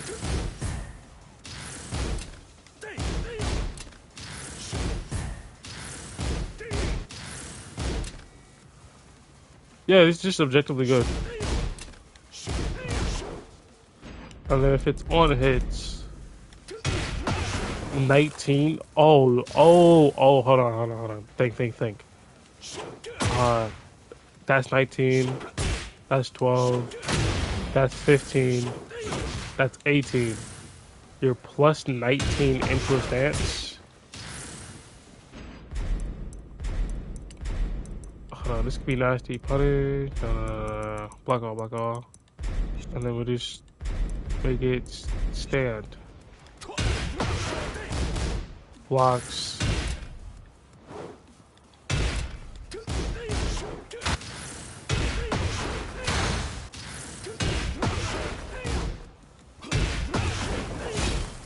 It's not a true 19. Okay. like you have made it's kind of like with Yoshimitsu where it gives you plus 15, and you have certain moves that are below that, and you still don't get it. Like with Tutu, you know what I mean? Tutu and the Kencho, like that sort of deal. Like part of it must be consumed by you going into the stance. You know what I mean? You're not actually like plus 15 in that stance, but it's still a good punish. I think if I were to play Victor, I'd probably use this a lot. There's a lot of like minus 14 moves out there. And then like going +3 into EI is kind of cool.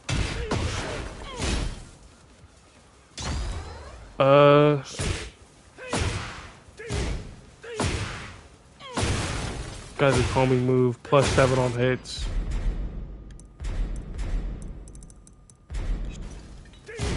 -9 on block. Here's a lot of stuff that just gives up his turn. That you die for. That's safe. You can shift into EI apparently.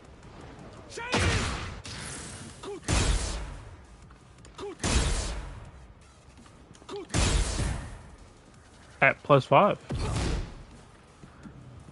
I think that's something I would let's look at that for a second. So if we go to EI for a second. 1 is 13, so at +5, that's 8.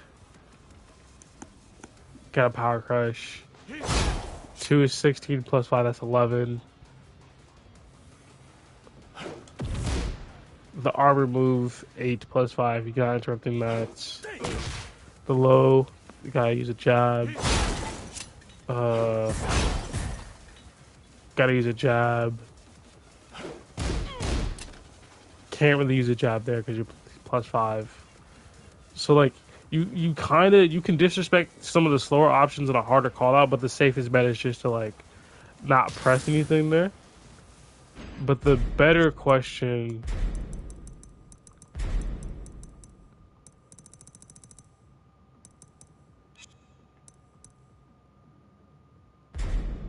is, can you sidestep afterwards?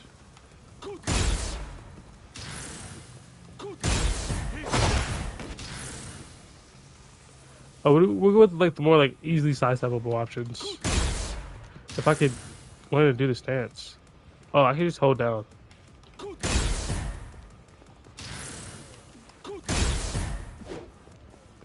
So you can't sidewalk. Probably to the other direction though.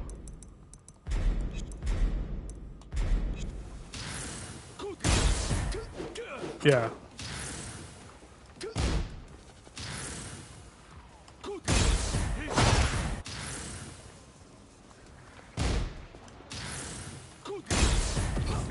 Yep. So it's still steppable. You just gotta be careful.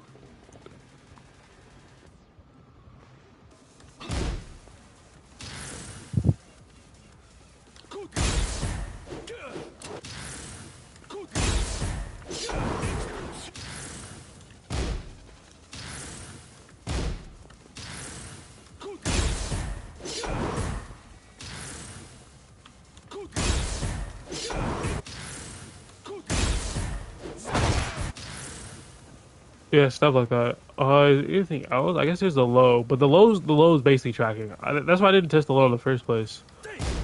So if you do the low, not the stomp low, but the full sweep. So if I do,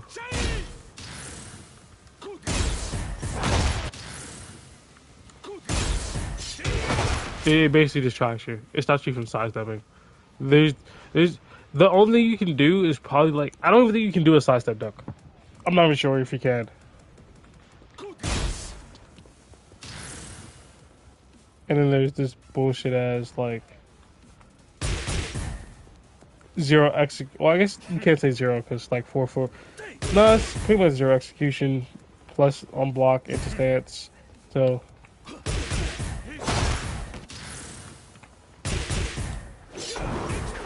can still sidestep it. What I'm going to say is I need to test and see if you can sidewalk.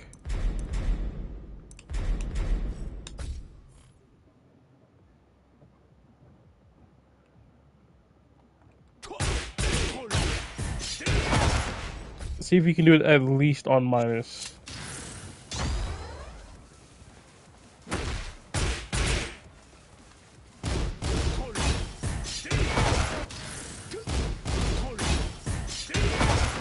Nope. But since it's EI stance, you can just disrespect it.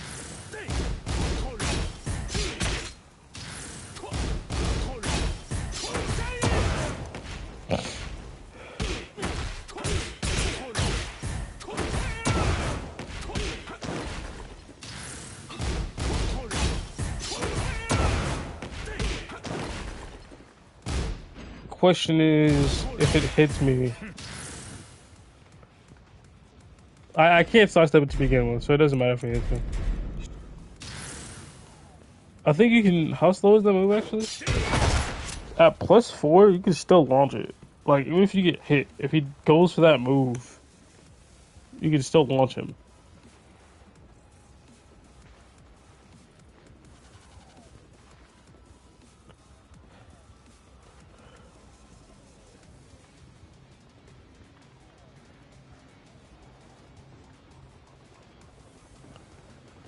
Uh.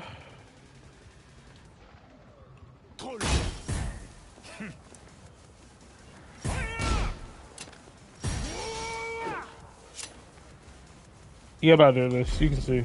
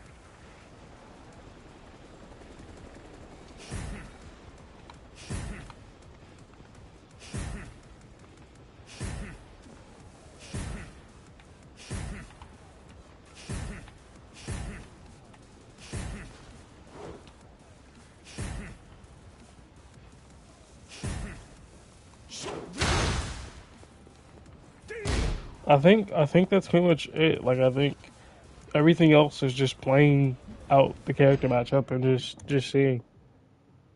You know what I mean?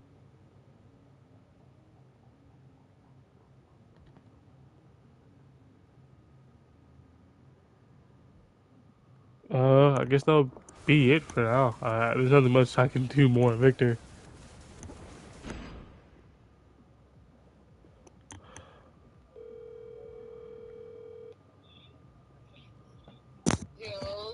Yo, Yo, what's up?